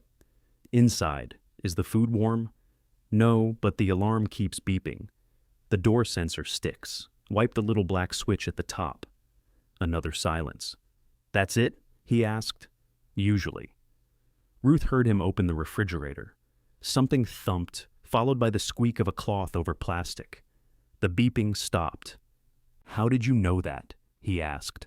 "Because it happened last month." "Was there a service call?" "No." "So you didn't log it?" "I wiped the switch. You need to log things, Mom. We can't fix problems we don't know about." You can't fix them while you're asking me to clean a toilet either. Dana's mouth twitched over the rim of her mug. Aaron exhaled. Fine. Can I have Dana's number? It's the same number you used when you told her you wouldn't pay her rate. Dana looked up. That isn't what happened, Aaron said. Then you two remember it differently. Mom, please don't get in the middle. Ruth looked at the key beside her hand. You called my house and asked me to get in the middle. He hung up. The quiet that followed was not complete. The kitchen clock ticked. The furnace blew through the vent beneath the sink. Somewhere outside, a truck changed gears on the county road. Dana picked up her tea.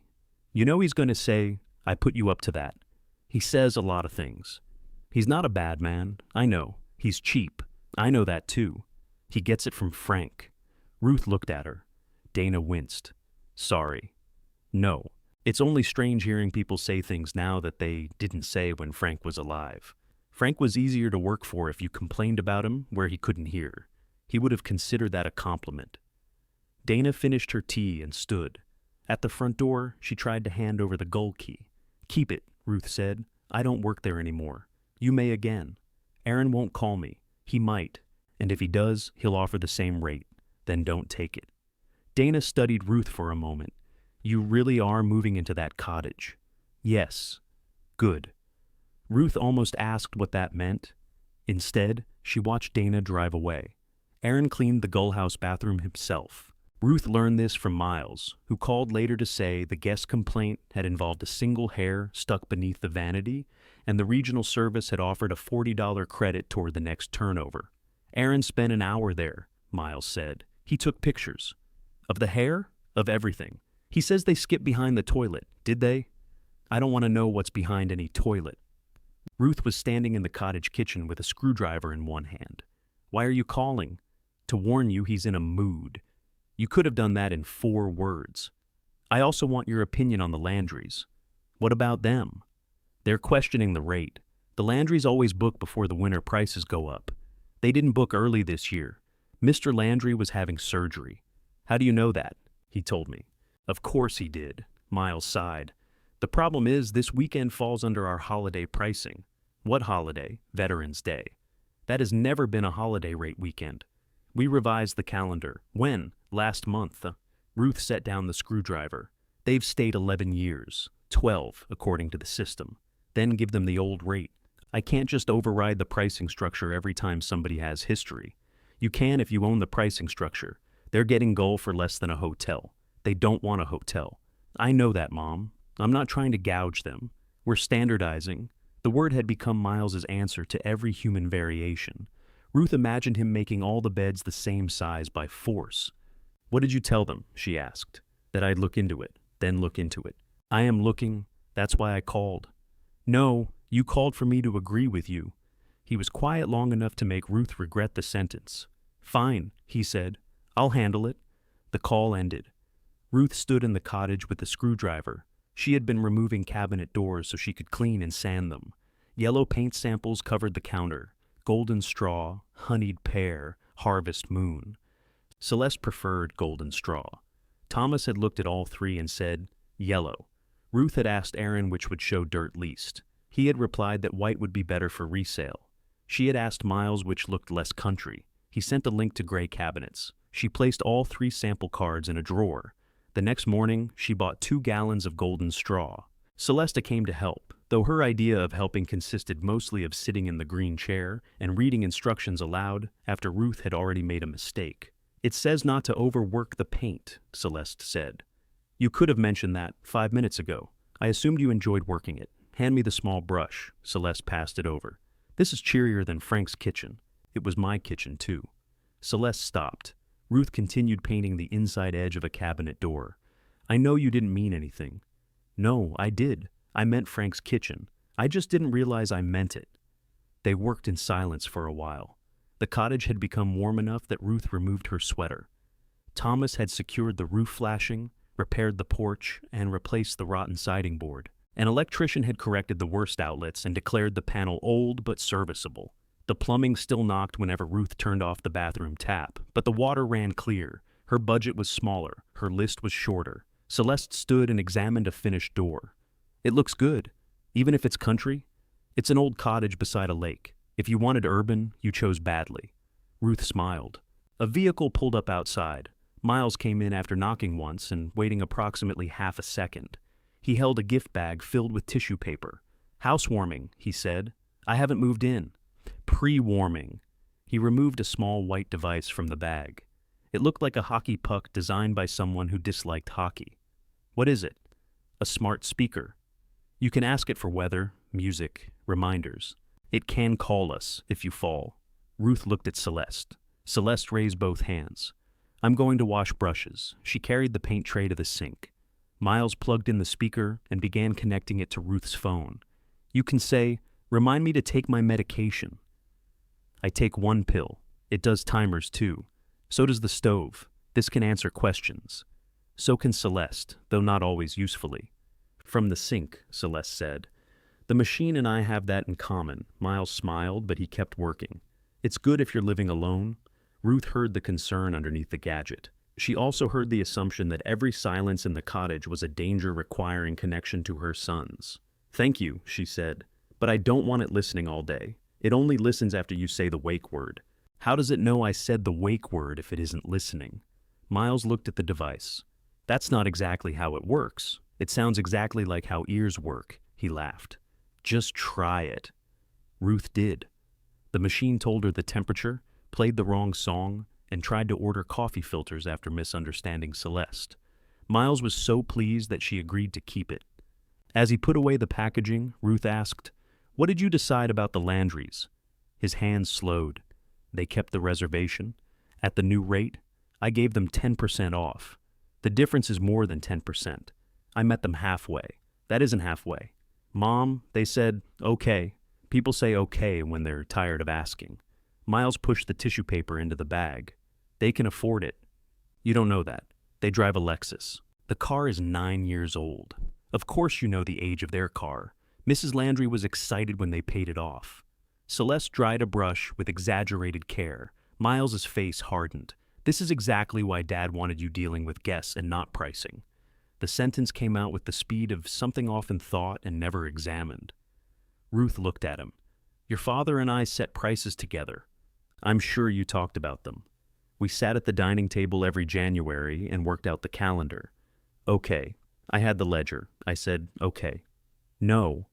You said it the way your father did when he wanted me to stop speaking."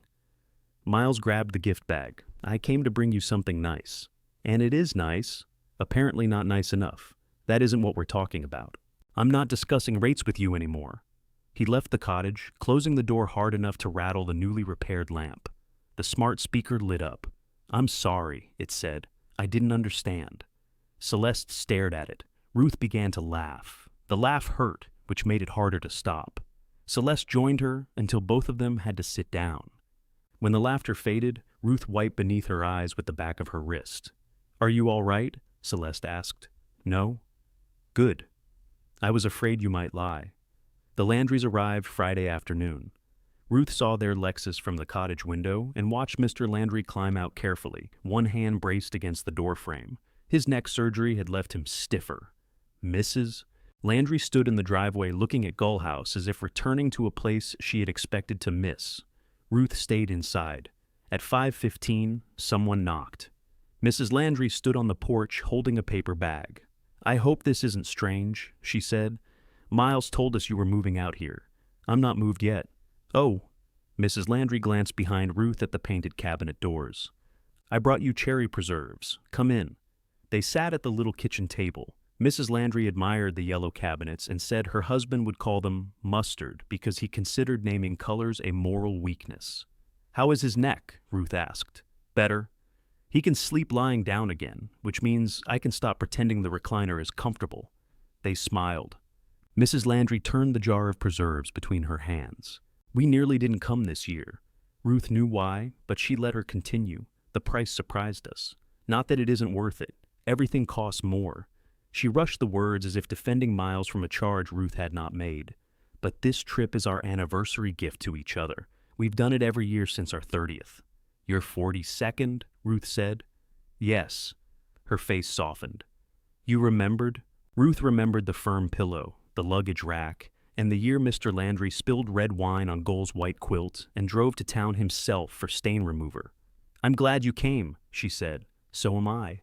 I just hope we didn't make trouble by asking." "No," Miles sounded annoyed. "He sounds that way when he's concentrating." Mrs. Landry laughed, relieved by the excuse. When she left, Ruth placed the preserves on the counter. She did not call Miles. At 9:40 that night, her phone rang. "Mrs. Calder," Mr. Landry said, "I'm sorry to bother you. We can't find any bath towels." Ruth closed her eyes. Through the window, Gull House glowed on the other side of the wet grass. Its upstairs curtains still hung crooked. "Did you call the guest number?" she asked. "3 times. It goes to voicemail." Ruth looked at the stack of clean towels Aaron had left in the cottage carton. "I'll take care of it," she said.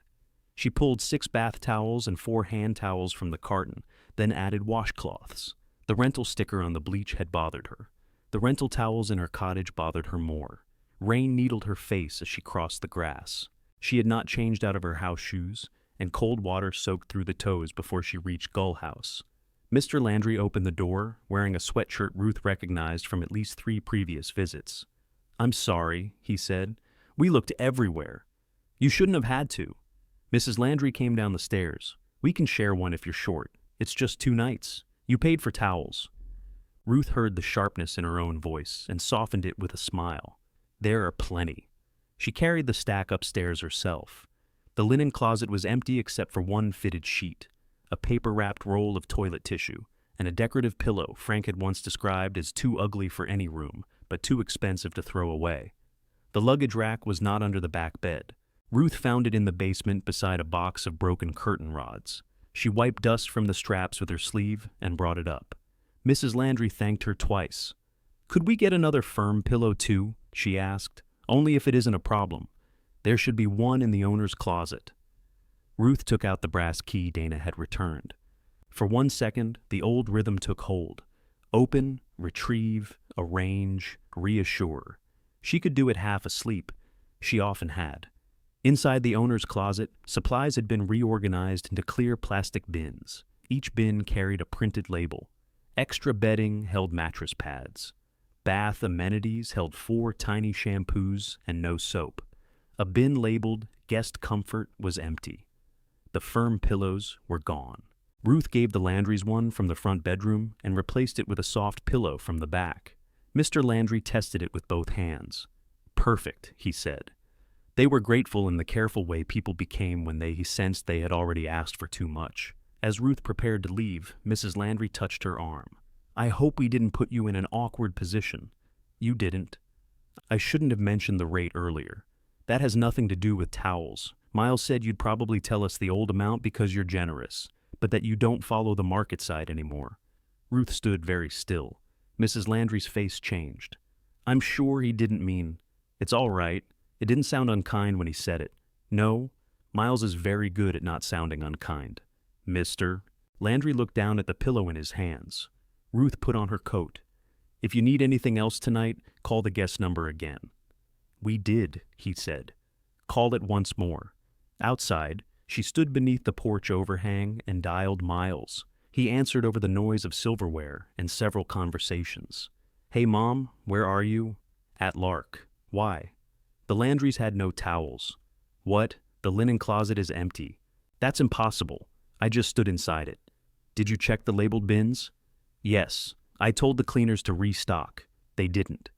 He spoke to someone near him, then returned. "Can you take some over?" "I already did, thank God." Ruth waited for more. None came. "The guest number went to voicemail," she said. "I'm at dinner. The emergency line can't go to voicemail. It's not an emergency. They called 3 times. I saw the calls. I figured it was about the price again." Ruth closed her eyes. Rainwater dripped from the porch roof onto the gravel. "You saw their calls and didn't answer?" "I'm at a client dinner. I was going to call when I stepped out." "You have stepped out." "Because you called repeatedly. I called once." "Mom, can we not do this right now? My reservation was at 8, and this meeting matters. So do the people staying in your house. I know. That's why I asked you to be available during the transition. You didn't ask me tonight. I didn't think I had to spell out every possible situation." The door behind Ruth opened. Mrs. Landry held out the paper bag of cherry preserves. "You forgot these," she whispered. Ruth accepted the bag and smiled until the door closed again. "What did you tell them about me?" she asked Miles.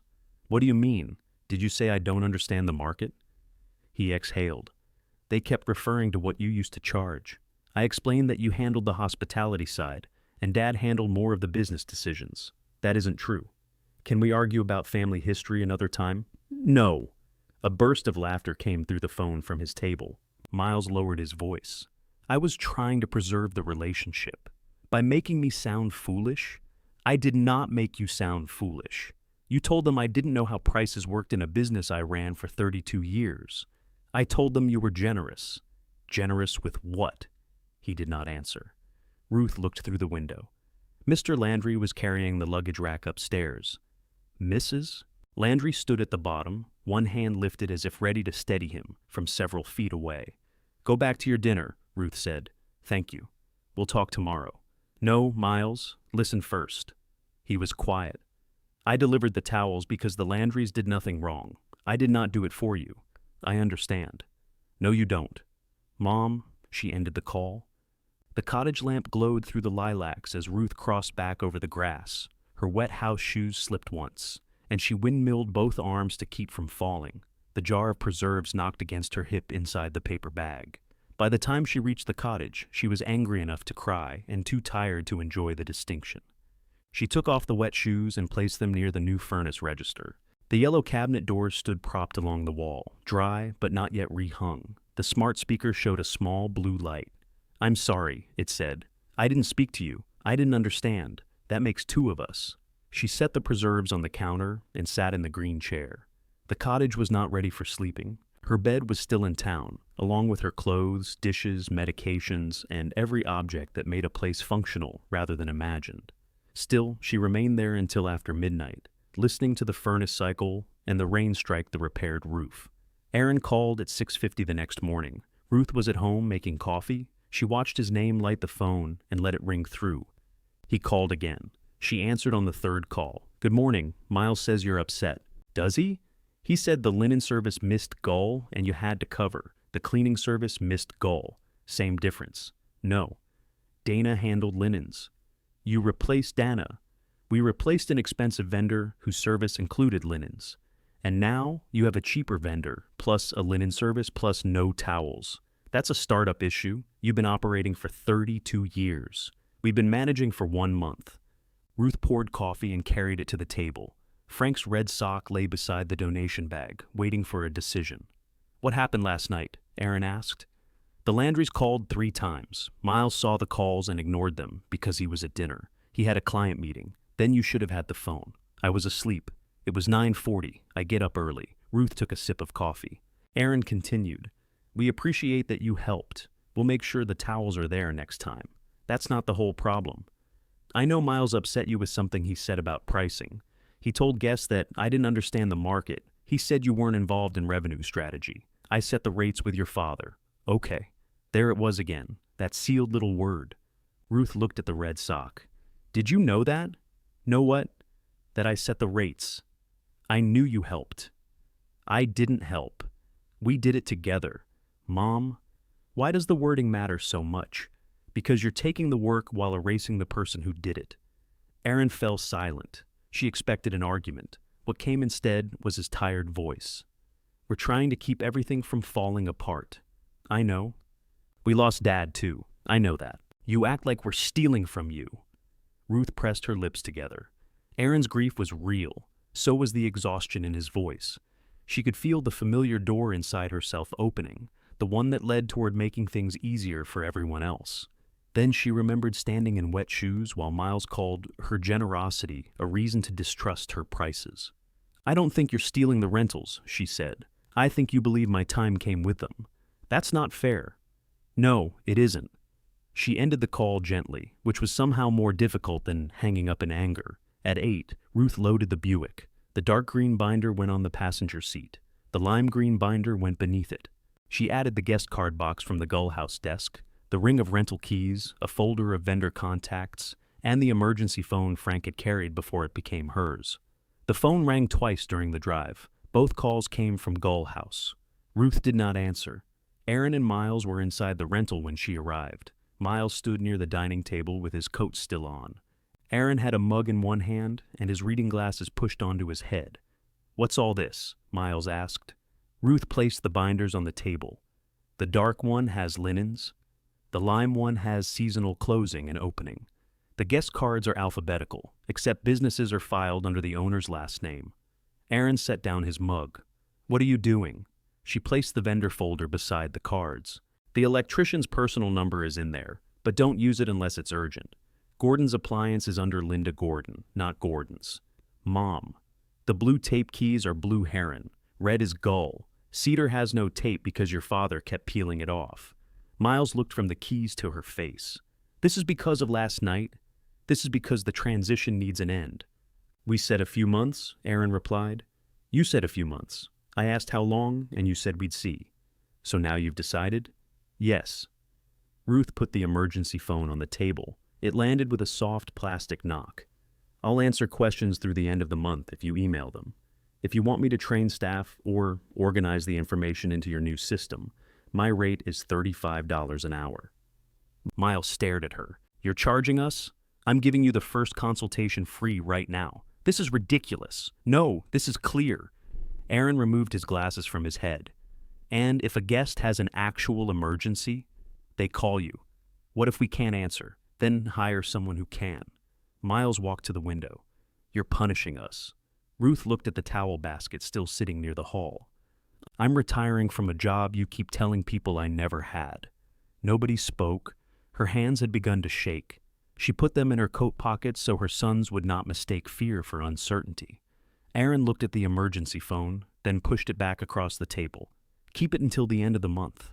"No, just in case." "No.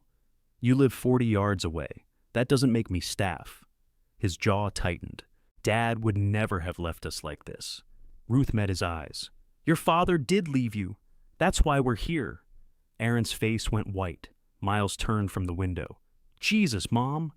Pain moved through the room so quickly that Ruth nearly reached for it, nearly apologized and gathered it into herself. Instead, she picked up the jar of cherry preserves, which she had brought for the Landrys. "I'm sorry that hurt," she said, "but I'm not taking the phone." Then Ruth left her sons with the rentals they had wanted and walked across the wet grass toward the cottage she had chosen. Inside the cottage, Ruth locked the door and leaned against it. Her heart pounded as if she had run the 40 yards instead of walked them. Through the front window, Gull House stood behind the rain, every downstairs light blazing. She could make out Miles moving past the dining room window. Aaron remained somewhere beyond the glass. Ruth set the preserves on the counter. The yellow cabinet doors still leaned against the wall. A screwdriver lay on the floor. The room smelled of fresh paint and warm dust from the new furnace. It was not yet a home, only a place where she had said no and come afterward. Her phone rang. Miles. She silenced it. A moment later, a message appeared. That was cruel. Ruth read the 3 words until the screen went dark. She did not answer. Cruel had been too strong. She knew it. She also knew an apology sent now would be used as a handle to pull the emergency phone back into her hand. She took the brass lamp from beside the green chair and placed it on the windowsill. The cord barely reached the outlet. When she switched it on, the shade cast a warm circle across the glass. Anyone looking from Gull House would see her light. That was all she could offer. The Landrys stopped at the cottage before leaving Sunday morning. Mr. Landry carried the luggage rack, though Ruth told him it belonged in Gull House. "It wasn't there when we arrived," he said. "I'm returning it to the person who found it." Mrs. Landry handed Ruth an envelope. "This is not a complaint. I didn't think it was. We put in a card for Frank. Last year. When we heard." Ruth opened the envelope after they drove away. The card had been forwarded from the old business post office box and then apparently left in a drawer. Inside, the Landrys had written about Frank bringing them a portable heater during a cold snap, and Ruth sitting with Mrs. Landry after her mother died. They thanked them both. Ruth read the note twice, then placed it in the kitchen drawer beneath the paint samples. She did not call her sons to make sure they knew the Landrys had been satisfied. She rehung the cabinet doors alone. 2 were crooked. One would not close because she had reversed the hinges. Thomas arrived Monday, studied the result, and said nothing. "You can say it," Ruth told him. "I don't know what you want me to say. That they're uneven. They're uneven, I know. Then why would I need to say it? He took the screwdriver and corrected the hinges. Ruth held the doors steady. They worked without discussing the emergency phone, though she suspected the entire shoreline knew about it by breakfast. When Thomas finished, he opened and closed each cabinet. There, he said. Your mustard is square. Golden straw. Does the paint know? Ruth made coffee. This time he accepted. They sat at the narrow kitchen table, which Ruth had bought secondhand, and brought over in the Buick with the rear hatch tied down. Thomas wrapped both hands around his mug. I'm listing the house, she said. You sure? It's too much space. That isn't what I asked. Ruth looked toward the window. The lilacs were nearly bare now. Through their branches she could see more of the lake than she had expected. I don't know, she said. Better answer. I can't maintain two places. You can wait until spring. I could. Your son's pushing? No. They want me to keep it. That can be a kind thing. It can. Thomas drank his coffee. Ruth said, You don't have to dislike them for me. I disliked them before you hired me. She laughed. Mostly Aaron, he added. Miles talks too much to dislike efficiently. The real estate agent came that afternoon. She walked through the ranch house taking notes and praising features Ruth had stopped seeing. Original hardwood under the living room carpet, updated windows, a deep backyard. She recommended removing family photographs and half the furniture. Buyers need to picture their own lives here, she said. Ruth looked at Frank's recliner. And if I can't picture mine, somewhere else? The agent capped her pen. Then you aren't ready. It was the first useful thing she had said. Ruth did not sign the listing agreement. She packed dishes instead. Celeste arrived with 3 empty boxes and a quilt folded over one arm. I brought labor and a problem, she announced. The quilt had split along one edge where the binding had worn through. Its faded blue stars were hand-pieced, with small, uneven stitches that Ruth recognized as somebody's patient work. My aunt made it, Celeste said. Can you repair it without making it look repaired? That's usually the goal. I'll pay you. Don't be silly. Celeste pulled the quilt back. Then I'll take it to someone else. You drove it here. I can reverse. Ruth looked at the torn edge. I don't know what to charge. Find out. It's one seam. It's 6 feet of binding and old fabric that will tear if you bully it. Ruth smiled. You know more than you pretend. I know enough to hire somebody. They agreed on $40 after Celeste refused $20 and Ruth refused $60. Ruth wrote the amount on an envelope and tucked it into her purse. It was not much money. Still, it was the first time in years someone had insisted her practical skill required payment rather than praise. They packed until dark. Frank's recliner would not fit in the cottage, and Ruth did not want it there. She placed a piece of blue tape on it for donation. The sofa received another strip. The dining table would go to Miles if he wanted it. Aaron had already claimed the tool chest in the garage. When Ruth called to offer the table, Miles did not answer. Aaron responded to her email about the tool chest with a single sentence. Pick it up Saturday. He did not sign his name. Saturday morning, he arrived with a utility trailer and no coffee.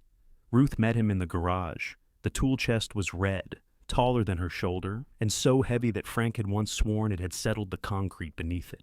Aaron brought a wheel dolly and 2 ratchet straps. Do you want help? Ruth asked. I have it. He did not. The first wheel caught in the crack at the garage threshold. The chest tilted toward him, and Ruth grabbed the side. Let go, Aaron snapped. You'll drop it. I said I have it. The chest shifted another inch. A drawer slid open, spilling socket wrenches across the driveway with a noise like dropped silverware. Aaron swore. Ruth crouched as far as her hip allowed and began collecting them. I told you to let go. And then everything fell out. Because you pulled it sideways. I stopped it from falling on you. I didn't need you to. Ruth looked up. That sounds familiar. Aaron's face closed. They gathered the tools in silence. Ruth found a small brass washer beneath the workbench and held it up. Do you know what this goes to? No. Neither did Frank. He kept it for 18 years. Aaron took it from her and put it in the drawer. Together, they rolled the chest onto the trailer. He tightened the straps twice. Your porch looks good, he said, without looking at her. Thomas did good work. That wasn't an invitation to talk about Thomas. No. He checked the hitch. Ruth folded her arms against the cold. I'm sorry for what I said about your father leaving you. Aaron's hands stopped. It was cruel, she continued. I was angry. He turned toward her. The raw patch under his eye had begun healing, though a thin red line remained. You meant it. I meant that Frank is gone, and none of us can keep pretending the business will make that untrue. I didn't mean he chose to leave. Aaron stared toward the street. Miles thinks you did. Miles thinks many things before breakfast. He hasn't slept much. Why? The guest line. Ruth waited. Aaron pushed one hand through his hair. The regional service keeps calling it for entry codes. Guests call because the service hasn't been there. The service calls again because guests are in the house. That sounds inefficient. Yes, Mom. She let the irritation pass. Hire someone local, she said. We're handling it. Then why tell me? He looked at her. I don't know. It was the first thing he had said that felt like a door rather than a wall. Ruth nodded toward the trailer. Do you want the socket set in the blue case? It belonged to your grandfather. Keep it. I don't need it. Neither do I. She smiled. That hasn't stopped a Calder man yet. His mouth moved, almost smiling back. Then his phone rang. He answered before checking the name. Calder Rentals. He listened, glanced at Ruth, and walked toward the truck. No, sir. The fireplace is working. You have to hold the ignition button. Ruth went inside and closed the garage door before she could help. Her days acquired a shape that did not depend on the rental calendar. In the mornings, she worked at the cottage. She sanded the green chair frame and replaced its webbing under Thomas's skeptical supervision. In the afternoons, she sorted the ranch house and repaired Celeste's quilt at the dining table. Some evenings, she ate with Celeste. Others, she ate soup from a mug in the cottage, enjoying the fact that no one objected. The enjoyment did not prevent loneliness. Miles remained silent.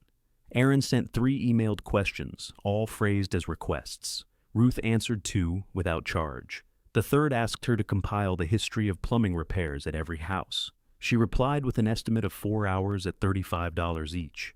Aaron did not respond. The next morning, 2 black trash bags sat on the cottage porch. Ruth opened one and found dirty rental sheets. A folded note had been tucked beneath the drawstring. Laundry service canceled. Please wash these. We'll pay your rate. There was no name. Ruth carried the bags inside because freezing rain had begun. She set them beside the furnace, where water dripped from the plastic onto the new floor mat. For several minutes, she stood over them. Then she called Dana. I have a business question, Ruth said. Dana listened while Ruth explained. What rate did they agree to? She asked. They didn't specify. Then they haven't agreed to anything. Ruth looked at the wet bags. What would you charge? For pickup, wash, dry, fold, and return by tomorrow? A lot more than they expect. Tell me the number. Dana did. Ruth wrote it on the back of the unsigned note. Beneath it, she added, confirm by noon or collect unwashed. She carried both bags across the grass and placed them beneath the covered porch at Gull House. Then Ruth returned to the cottage, locked her door, and went back to Celeste's quilt.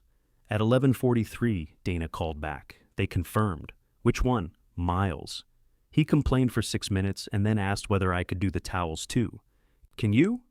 For my rate. Did he agree? He said, if that's what it costs. That doesn't sound like agreement. I made him say yes. Ruth smiled. Good. Dana collected the bags herself. She stood on the Gull House porch counting sheets while Miles followed her with the unsigned note in one hand. This is almost double what the laundry service charged, he said. The laundry service canceled, Dana replied. Because they're short-staffed. Then labor must be valuable. Miles spotted Ruth watching from the cottage window. He lifted the note as if she had issued a parking ticket. Ruth waved. He did not wave back. The sheets were returned the next afternoon, clean, folded, and tied in bundles by size. Dana brought one bundle to the cottage so Ruth could see. You don't have to prove anything to me, Ruth said. I'm proving it to myself. Dana set the sheets on the yellow counter. I'm thinking of offering linen service with the turnovers, not large volume, just a few houses where I know the machines. You'll need to price your time. I know. And detergent. I know. And driving. I know, Ruth. Sorry. Dana smiled. You've been waiting a long time to be the person giving the checklist. They sat at the kitchen table while Dana worked through numbers on a legal pad. Ruth made coffee and asked questions about mileage, taxes, insurance, and replacement costs. Dana had thought of most of them. For the things she had not, she wrote notes rather than defending herself. You're good at this, Dana said. I used to do it every January. Dana looked up. Used to? Ruth understood the correction. I did it every January. That sounds more accurate. The cottage began filling with objects chosen rather than inherited by inertia. Ruth brought over her mother's sewing machine, 2 blue plates, a set of heavy-bottom pans, and the walnut chest that had stood in her bedroom since she married Frank. The chest barely fit through the cottage door. Thomas removed the hinges and informed her that furniture should be measured in 3 dimensions, not whichever one was most convenient. Ruth slept there for the first time on a windy December night. Her bed had been replaced by a smaller one with a firm mattress. The green chair sat beside the lamp. Yellow cabinets glowed under the kitchen light. The refrigerator hummed too loudly, and every pipe announced when the furnace started. She lay awake listening to the cottage make unfamiliar sounds. At 1:16, somebody crossed the gravel outside. Ruth sat up and reached for the flashlight beside her bed. Headlights swept across the ceiling. A car stopped at Gull House, doors slammed, and an adult voice called, "Is this the right one?" Guests. She remained in bed. 5 minutes later, the emergency phone began ringing across the grass. She could not hear the ring itself, only Miles's muffled voice through the cold as he answered near an open window. Ruth lay back down. In the morning, she found a bouquet on the porch. Grocery store carnations, red and white, with a card that read, "Happy first night. Sorry I missed the actual first night." Miles. She carried them inside. No apology accompanied them, but she put them in a pitcher anyway. Aaron came by 3 days later to install a grab bar in the cottage shower. Ruth had not asked him. He stood on the porch holding a drill and the stainless steel bar as if waiting to be challenged. "Roger recommended one," he said. "He said I might want one. You'll want one. Probably. Can I come in?" Ruth moved aside. Aaron located the studs, measured twice, and drilled with the intense silence of a man refusing to call and act tenderness. Ruth held the vacuum hose beneath the bit to catch plaster dust. When he finished, he pulled on the bar with his full weight. "It'll hold," he said. "Thank you. It's not an admission that I support the floor plan. I didn't think it was. The bedroom's too far from the bathroom. They're 12 feet apart. At night, 12 feet matters. I'll leave a trail of breadcrumbs." He looked at her, then laughed in spite of himself. Christmas dinner took place at the ranch house because Ruth had not yet decided what to do with it. Miles arrived with wine and a wireless doorbell for the cottage. Aaron brought pie from a bakery and claimed he had made it until Ruth found the receipt attached to the box. The 3 of them ate at the table where Frank's place had always been. Nobody sat in his chair. They talked about the rentals, then stopped talking about the rentals, then discovered how little practice they had discussing anything else. Miles asked Thomas questions about the cottage without saying Thomas's name.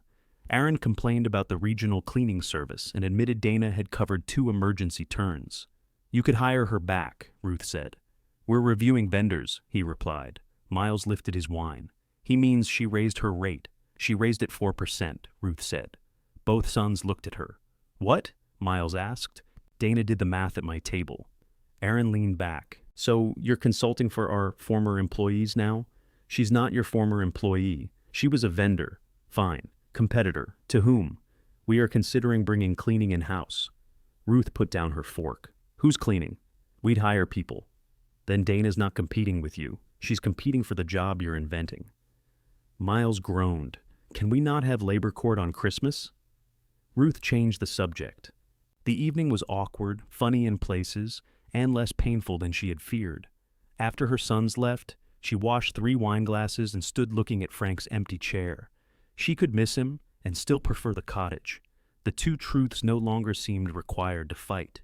By February, the green chair had new webbing and a blue-gray cushion. Ruth stitched herself. Celeste's repaired quilt led to 2 more jobs: a torn wedding quilt from a woman in Sister Bay, and dining chair cushions for Roger Pike, who delivered them while loudly denying he cared what fabric Ruth used. She did not earn much. The checks covered thread, fabric, and a portion of her groceries. More important, customers arrived at the cottage asking when her time was available. No one assumed it came with a building. Dana began using the kitchen table on Wednesday mornings to write estimates between jobs.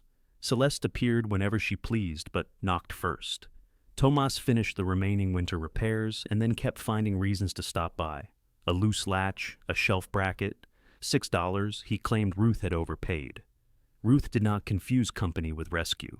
That distinction pleased her. She finally listed the ranch house after the snow receded from the backyard. The first offer was lower than she wanted. The second buyer requested repairs that would have cost more than the difference. Ruth declined both without calling Aaron. A retired couple bought it in May for a fair price after Ruth agreed to replace one basement window. The sale gave her breathing room, not riches. After paying the remaining cottage work and setting aside savings, her monthly life still required care. She found that care felt different when she chose it herself. The walnut chest fit better once Thomas moved the bedroom doorstop.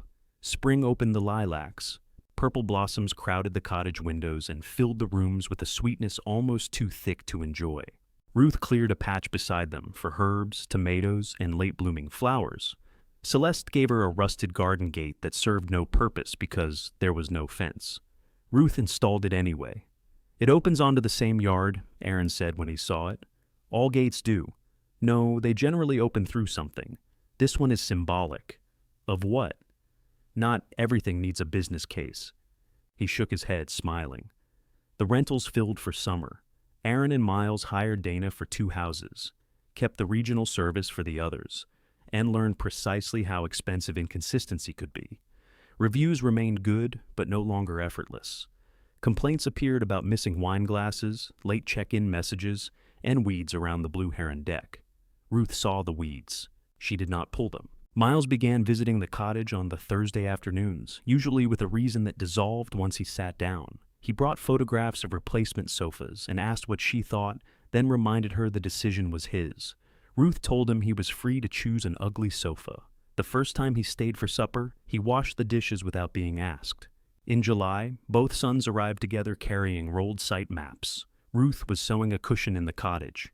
Dana sat opposite her building a weekly schedule on her laptop. Aaron looked uncomfortable to find a witness. Miles looked relieved. "We can come back," Aaron said. "What do you need?" Ruth asked. "It's a property use question." Dana closed her laptop. "I have invoices to deliver." "You can stay," Ruth said. Aaron unrolled the first map across the kitchen table before Dana reached the door. It showed the 4 rentals, the gravel lot, the cottage, and a shaded rectangle over part of Ruth's garden. "What's the rectangle?" she asked. "Overflow parking," Miles said. "For whom?" "Guests. Only peak weekends." Ruth looked at the map. 6 narrow spaces extended from the existing lot toward the lilacs. The rusted garden gate stood inside space number 4. "You want to gravel the garden." "Not all of it," Aaron said. "Mostly the side strip. That's where the tomatoes are. We do it after the season. Then that's where the garlic will be." Miles sat beside her. "We're getting complaints about parking. People bring more cars than they register. Tell them not to. We do. They still bring them. So, the consequence is my yard?" "It's not really a yard," Aaron said. "It's underused land attached to the commercial properties." Ruth felt Dana stop behind her. "The cottage is my property," Ruth said. "We know that." "Then why is my garden on your map?" Aaron rubbed beneath his eye, though the old raw patch had healed. "Because it's the only practical expansion area." "I'm not expanding." "The business is." Miles leaned closer. "We could compensate you. We're not asking for free use. I don't want compensation. You haven't heard the amount. I don't want cars outside my bedroom window. It would be 20 nights a year," Aaron said. "Maybe 30. "No." Neither son responded. Ruth rolled the map from her end. Aaron placed his hand on it. "Can you at least think about it?" "I just did." "For 10 seconds. I know where the garden is." Miles stood. "This affects all 4 rentals. Then limit the number of cars. We can't police adults. You're willing to police the color of my kitchen." Aaron's voice hardened. "If we can't add parking, we may have to sell one of the houses. Then sell one." The words left Ruth without drama. That seemed to make them worse. Miles stared at her. "Dad spent his life building this, and I spent mine working in it. We're trying to preserve it. You're trying to make 4 houses fit where 3 might belong." Aaron began rolling the map tightly. "You chose the least valuable piece, and now you're using it to obstruct the rest." Dana stepped toward the table, but Ruth lifted one hand. She did not need defense. "I chose my home," Ruth said. "You kept the rentals. You did not keep me with them." Miles' face went blank. Aaron tucked the maps beneath his arm. Neither said goodbye. Ruth followed them to the porch. Her sons crossed the garden without looking down, brushing past tomato leaves that released their sharp green smell into the heat. At the gravel lot, Miles turned as if he might come back.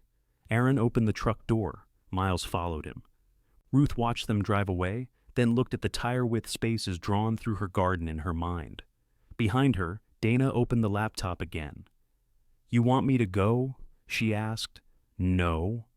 Ruth sat at the yellow table and picked up the cushion she had been sewing. Her hand was steady. "Where were we?" she asked. Dana glanced at the half-sewn cushion. "You were explaining why that corner won't lie flat." "I was pretending I knew." "Good. I didn't want to be the only one." They bent over the fabric together. The parking map did not return, but neither did Aaron for 6 weeks. Miles missed 3 Thursday visits, then sent Ruth a photograph of a gray sofa with the message, "You win." "It's ugly," she replied, deeply. He sent a laughing face. "Nothing about the garden." Ruth picked tomatoes until the vines collapsed in the first cold rain. She planted garlic beside the rusted gate and added daffodil bulbs beneath the lilacs. Each small thing placed in the soil felt like an argument conducted without voices. The rentals stayed full through September. Aaron put bright orange parking notices in each house and painted numbers on the gravel spaces. Guests ignored them with ingenuity. One couple parked beside Ruth's garden gate. She knocked on their door and asked them to move. They apologized and did. The world did not end. Aaron still spoke to her, mostly through email. His questions became more specific and less disguised as favors. In one message, he asked for 4 hours of paid training on seasonal closing. Ruth sent available dates and her rate. He accepted without comment. Miles attended too. He made coffee, opened his laptop, and typed while Ruth walked them through water lines, outdoor furniture, mattress covers, furnace filters, and the peculiar draft at Blue Heron that could freeze the upstairs bathroom pipe, even when the rest of the house remained warm. At the end, Aaron wrote her a check for $140. Ruth looked at it. "Is the amount wrong?" he asked. "No." "Then what?" "Nothing." She put the check in her purse. The autumn wind arrived on a Friday afternoon during the county harvest festival, when all 4 houses were occupied. Weather reports had warned of gusts, but warnings near the lake were ordinary enough to become background noise. Ruth brought the porch chairs inside and tied the garden gate open so it would not swing. Thomas stopped by to check the repaired roof flashing. He stood in the yard watching clouds gather over the lake. "Going to be ugly," he said. "How ugly?" "Move your car away from the lilacs. The lilacs have survived 50 years. The branches over your parking spot haven't." Ruth moved the Buick. Across the gravel lot, Aaron and Miles were carrying patio furniture into Gull House. Dana's van stood outside Cedar View. She and an employee loaded bags of clean linen through the side door before the rain began. Everyone prepared. That mattered later, when Miles said nobody could have expected how quickly the wind changed. At 6:10, the power flickered. At 6:12, it failed. Ruth's cottage dropped into darkness. The furnace went silent. Wind pressed against the windows with a long, muscular shove. She turned on the brass lamp out of habit, then remembered electricity was involved. The smart speaker remained dark and, for once, apologetically quiet. Ruth lit 2 candles and placed one in the kitchen sink, where it could not be knocked onto the floor. She texted Aaron and Miles. "Power out here. Are all guests accounted for?" Miles replied first, "Working on it." Then Aaron, "Stay inside." A branch struck the cottage roof. Ruth flinched at the heavy scrape, but it slid off without breaking through. She called Thomas. "Don't go outside," he said before she spoke. "I wasn't planning to." "Yes, you were. Maybe to look." "Look tomorrow. Is your place all right?" "So far." A crash sounded across the property, louder than the branch above her. Through the kitchen window, Ruth saw something dark against Gull House's roofline. She reached for her coat. Thomas's voice sharpened. "Ruth, I'm staying inside." "Good." She ended the call and stood at the window. Flashlights moved near Gull House. One crossed the gravel, disappeared, then knocked against her door. "Mom," Miles shouted, "it's me." Ruth opened the door against the wind. He slipped inside, soaked from head to foot, hair pasted across his forehead. "A limb came down on Gull's back roof," he said. "It went through the screened porch, not the main house. Everybody's okay. Blue Heron? Aaron's there." Cedar lost part of a maple. It hit the upstairs eave. "Any water inside?" "Dana's checking." "What do you need?" The question came out automatically. Ruth heard it, and so did Miles. He wiped rain from his face. We have 12 guests without power. The fireplace at Gull works, but the wind's pushing smoke back down the chimney. Blue Heron's guests want to leave, but the road south is blocked. The cottage cooled around them. You can bring people here, Ruth said, only until the road opens or power returns. Miles nodded quickly. Thank you. They stay in the living room and kitchen. Nobody goes into my bedroom or sewing room. Okay. You and Aaron remain responsible for them. We will. I'm not answering the guest line. His mouth tightened, but he said, Understood, and don't call this overflow. For half a second, Miles looked offended. Then rainwater dripped off his nose, and he laughed. I won't. They brought in 7 people from Blue Heron and 3 from Cedar. The couple at Goal chose to remain in the rental. Everyone was an adult, cold and embarrassed by their own needs. A woman named Paula wore 2 raincoats because she had packed one for hiking and one for dinner. Her partner, Anne, carried a bottle of wine and asked whether opening it would constitute emergency management. It might, Ruth said. The cottage became crowded immediately. Wet coats hung from cabinet knobs. Dana brought flashlights and towels. Miles found the camping coffee pot Ruth had kept from Frank's gear and stared at it as if expecting instructions to appear on the side. You boil water first, Ruth told him. I know how coffee works. Your father didn't. I'm not Dad. No. He looked at her across the candlelit kitchen, and something in his face eased. Aaron arrived carrying a stack of wool blankets. Blood ran along one knuckle. What happened? Ruth asked. Roof edge. Sit down. I'm fine. You're bleeding on my floor. That persuaded him. Ruth cleaned the cut at the sink and wrapped it with gauze from her bathroom cabinet. It was shallow, more scrape than wound, but his hands shook from cold and effort. The Cedar guests are here, Miles told him. Blue Heron, too. The Gull couple stayed put. You can't put everyone in here, Aaron said. Ruth tied the bandage. We already did. Mom, this isn't safe if the power stays out. It's safer than putting them on a blocked road. He looked around at the room. 10 guests, Dana, Miles, and Ruth, occupied almost every chair and patch of wall. The green chair had gone to an older man with a stiff knee. The brass lamp stood dark beside him. Aaron lowered his voice. You should come to Goal. The generator can run the furnace. It can run the furnace or the sump pump, not both. How do you know? Because we tried it in 2019. He looked away. What's the roof situation? Ruth asked. Cedar's taking water in the back bedroom. Dana moved the guests' things. I put a tarp inside. Inside doesn't stop water entering. I know that. Who's on call? Everyone's booked. Did you try Schmidt Roofing? They don't answer weekends. Call the owner's home number. Aaron stared at her. It's in the vendor folder, she said. Under Harold Schmidt, not Schmidt Roofing. I have the folder at Goal. Then go get it. He opened his mouth, possibly to ask her to call. Ruth waited. I'll get it, he said. The wind eased enough by 9 for county crews to clear 1 lane south. 3 guests chose to leave. 4 others preferred to wait. Ruth heated canned soup on the camping stove, while Miles held a flashlight and Dana opened crackers. Paula raised her wine bottle. I feel like we should pay extra for this, Miles replied. Please don't give my brother ideas. Ruth watched him pass bowls, count spoons, and remember who had asked for tea instead of coffee. He moved awkwardly at first, then more naturally. When Anne complained about the rate they had paid for a house without electricity, Miles did not mention the market or the weather policy. You're right to be frustrated, he said. We'll make it fair tomorrow. Ruth said nothing. Harold Schmidt answered his home phone. He would not climb a roof in active wind, but he sent his foreman to help secure the damaged eave from inside and promised a crew at first light. Aaron carried wet insulation out of Cedar himself. He came back for dry towels and found the supply cabinet in the cottage. Can I take these? He asked. The question was small enough that nobody else noticed. Yes, Ruth said. Near midnight, power returned to Gull House and Blue Heron. The cottage furnace started with a groan. Guests cheered. Ruth did not. She looked through the window toward Cedar, still dark on a separate line. Rain continued sliding down the glass. The Blue Heron guests gathered their things. Miles walked them across. Dana returned to Cedar to stay with the couple, whose belongings she had moved, though they insisted she did not need to. The woman in the green chair thanked Ruth for opening her home. I didn't know this little place was here, he said. Most people didn't. It's the nicest one. Ruth smiled. Don't tell my sons. Aaron heard.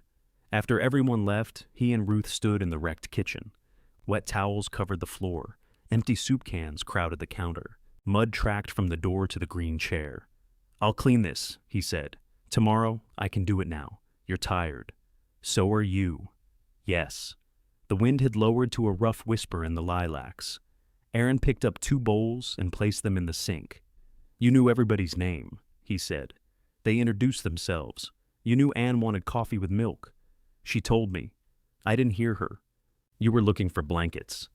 Aaron ran water over the bowls. Ruth watched his bandaged hand. "You handled a bad night. We lost part of 2 roofs. Nobody was hurt. That's a low standard. It's the right one tonight." He turned off the water. "I thought this part was just being nice," he said. "What part?" He looked around the little cottage. The bowls, the towels, the chairs pulled close together. All of it. Ruth waited. Aaron's face tightened, but this time he did not turn away. "I didn't know it was work," he said. Ruth leaned against the yellow counter. "It was work," she said, "even when I loved doing it." Aaron nodded. "I don't need you to feel guilty for not noticing when you were young. I wasn't young last year. No." The furnace blew warm air over the wet shoes near the door. In the sink, a spoon slid from one bowl into another with a small metallic click. Aaron dried his hands on his pants. "I thought Dad handled the hard parts. Your father handled many hard parts, but when something went wrong, he fixed it. Sometimes. And you made people feel better until he did. Sometimes I fixed it too." Aaron looked toward the brass lamp, still dark because neither of them had switched it on after the power returned. "I don't know why that's hard for me to hear," he said. "I do." "Because I'm sexist?" "A little." He gave her a tired, offended look. "You asked. I did not ask that. You wanted the buildings to be your father's work, because then owning them made you closer to him." Aaron lowered himself into the green chair. The new webbing creaked, but held. Ruth continued before courage could turn into cruelty. "If the rentals came from both of us, then keeping them doesn't give you one parent without the other." He rubbed his face with his unbandaged hand. "I wasn't trying to get rid of you. I know, it probably doesn't feel like that. No." He studied the mud on his boots. "I was angry you chose the cottage. I noticed. I thought you were rejecting what Dad built. I was choosing somewhere I could live. You could have lived in any of the rentals and answered the door every time a guest knocked." His mouth twisted. "I needed a place that wasn't already asking something from me," Ruth said. Aaron sat quietly. Then he switched on the brass lamp. Light filled the corner around him, catching drops of rain on his jacket. "Dad hated this chair," he said. "Yes. It's actually comfortable. Yes." They cleaned until 1 in the morning. Aaron washed bowls. Ruth wiped the table and draped wet towels over the shower rod. When he left, he stopped outside and turned back. "Can I come tomorrow? You'll be here for the roofs. I mean, after." Ruth looked at him. "Knock." "I will." At first light, Schmidt Roofing's trucks crowded the gravel lot. Dana arrived with dry towels and coffee. Thomas came to inspect the cottage roof, found it undamaged, and immediately went to Cedar because the porch roof there was shedding water onto the damaged eave. Ruth remained in her kitchen. She wanted to cross over. Every scrape of a ladder and shout between workers pulled at 32 years of reflex. Instead, she repaired the torn hem of Paula's raincoat, which had been left over the back of a chair. She texted Miles to ask where it should be delivered. He came for it himself. His face was pale from lack of sleep. "Aaron told me what you said. That could mean several things." "About the work." Ruth folded the raincoat and gave it to him. Miles held it against his chest. "I knew you worked. Did you? I knew you did things. That isn't the same." "No." He looked toward the kitchen table. One of Dana's schedules remained beside the sewing machine. Dirty cups from the night before crowded the sink, even after Ruth and Aaron's cleaning. "I told the guests at Cedar we'd refund the night," he said. "Blue Heron gets half." "That sounds fair. I didn't ask what you thought." "No, I mean, I made the decision. I heard you." "Was it fair?" Ruth smiled. "Yes." He breathed out. "Did you come to tell me that?" she asked. "Partly."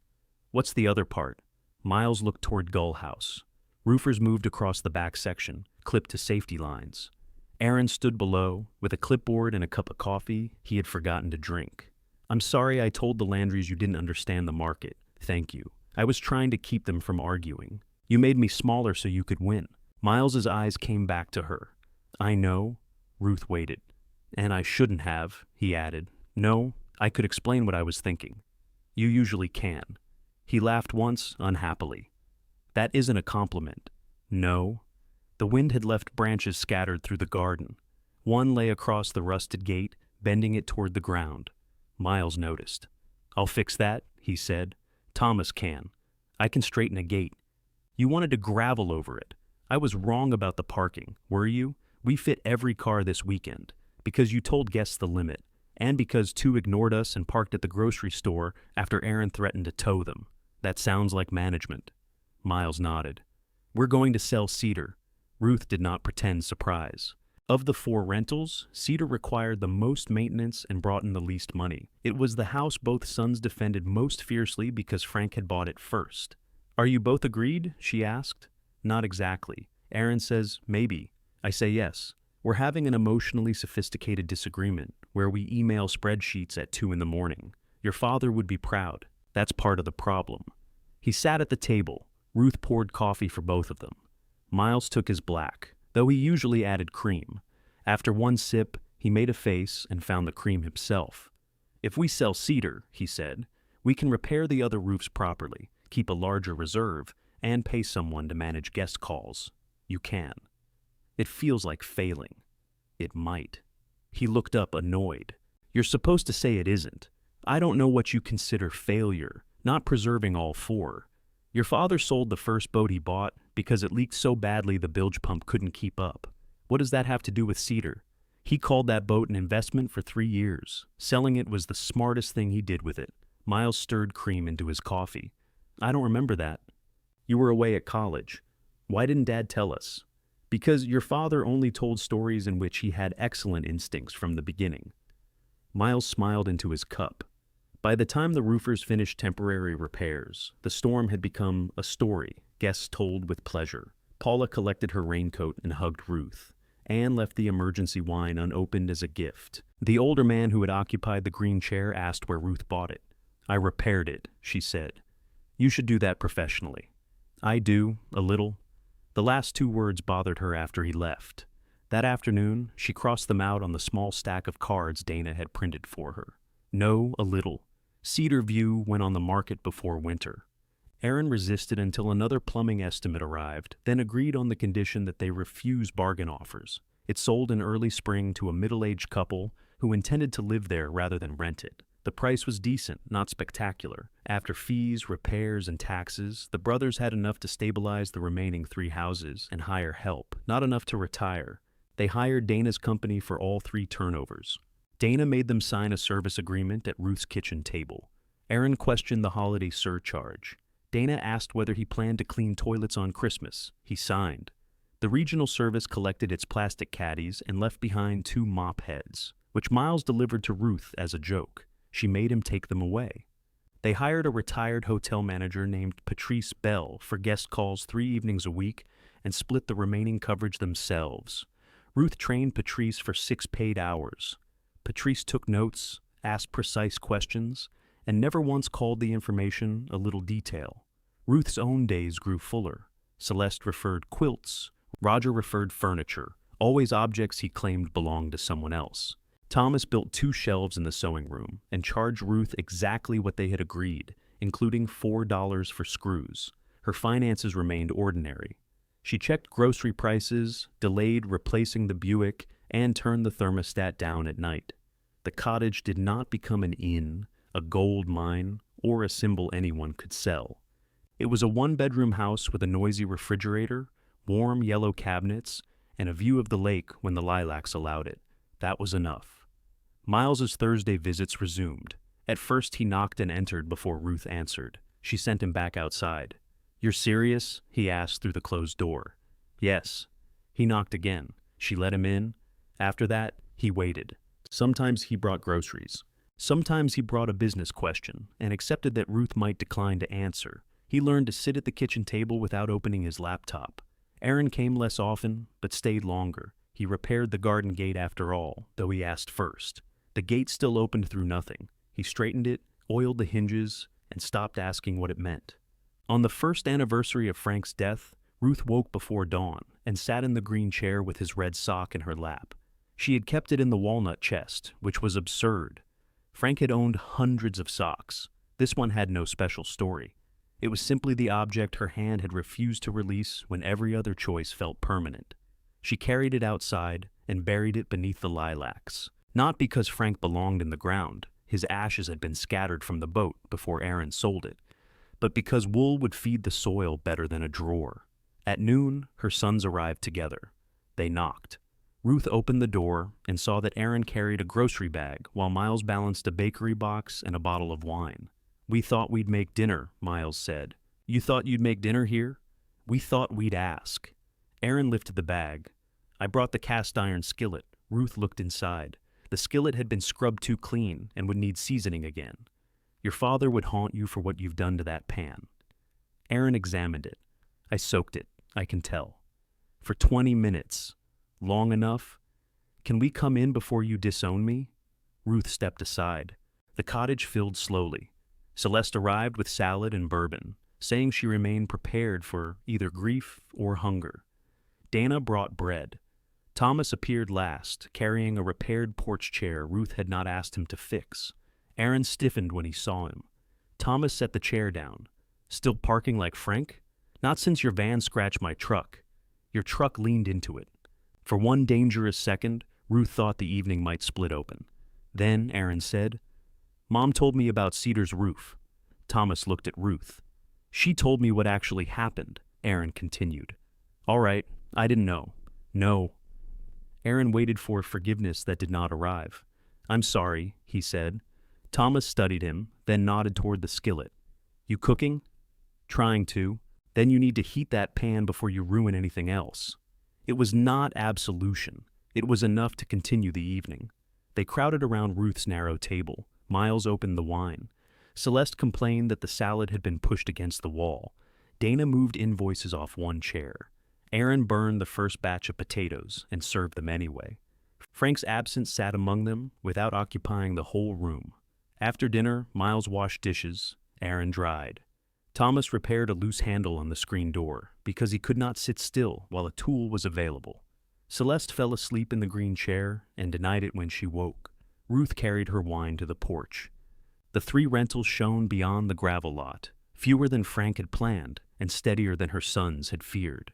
Guests moved behind the windows. None came toward the cottage. Aaron joined her outside.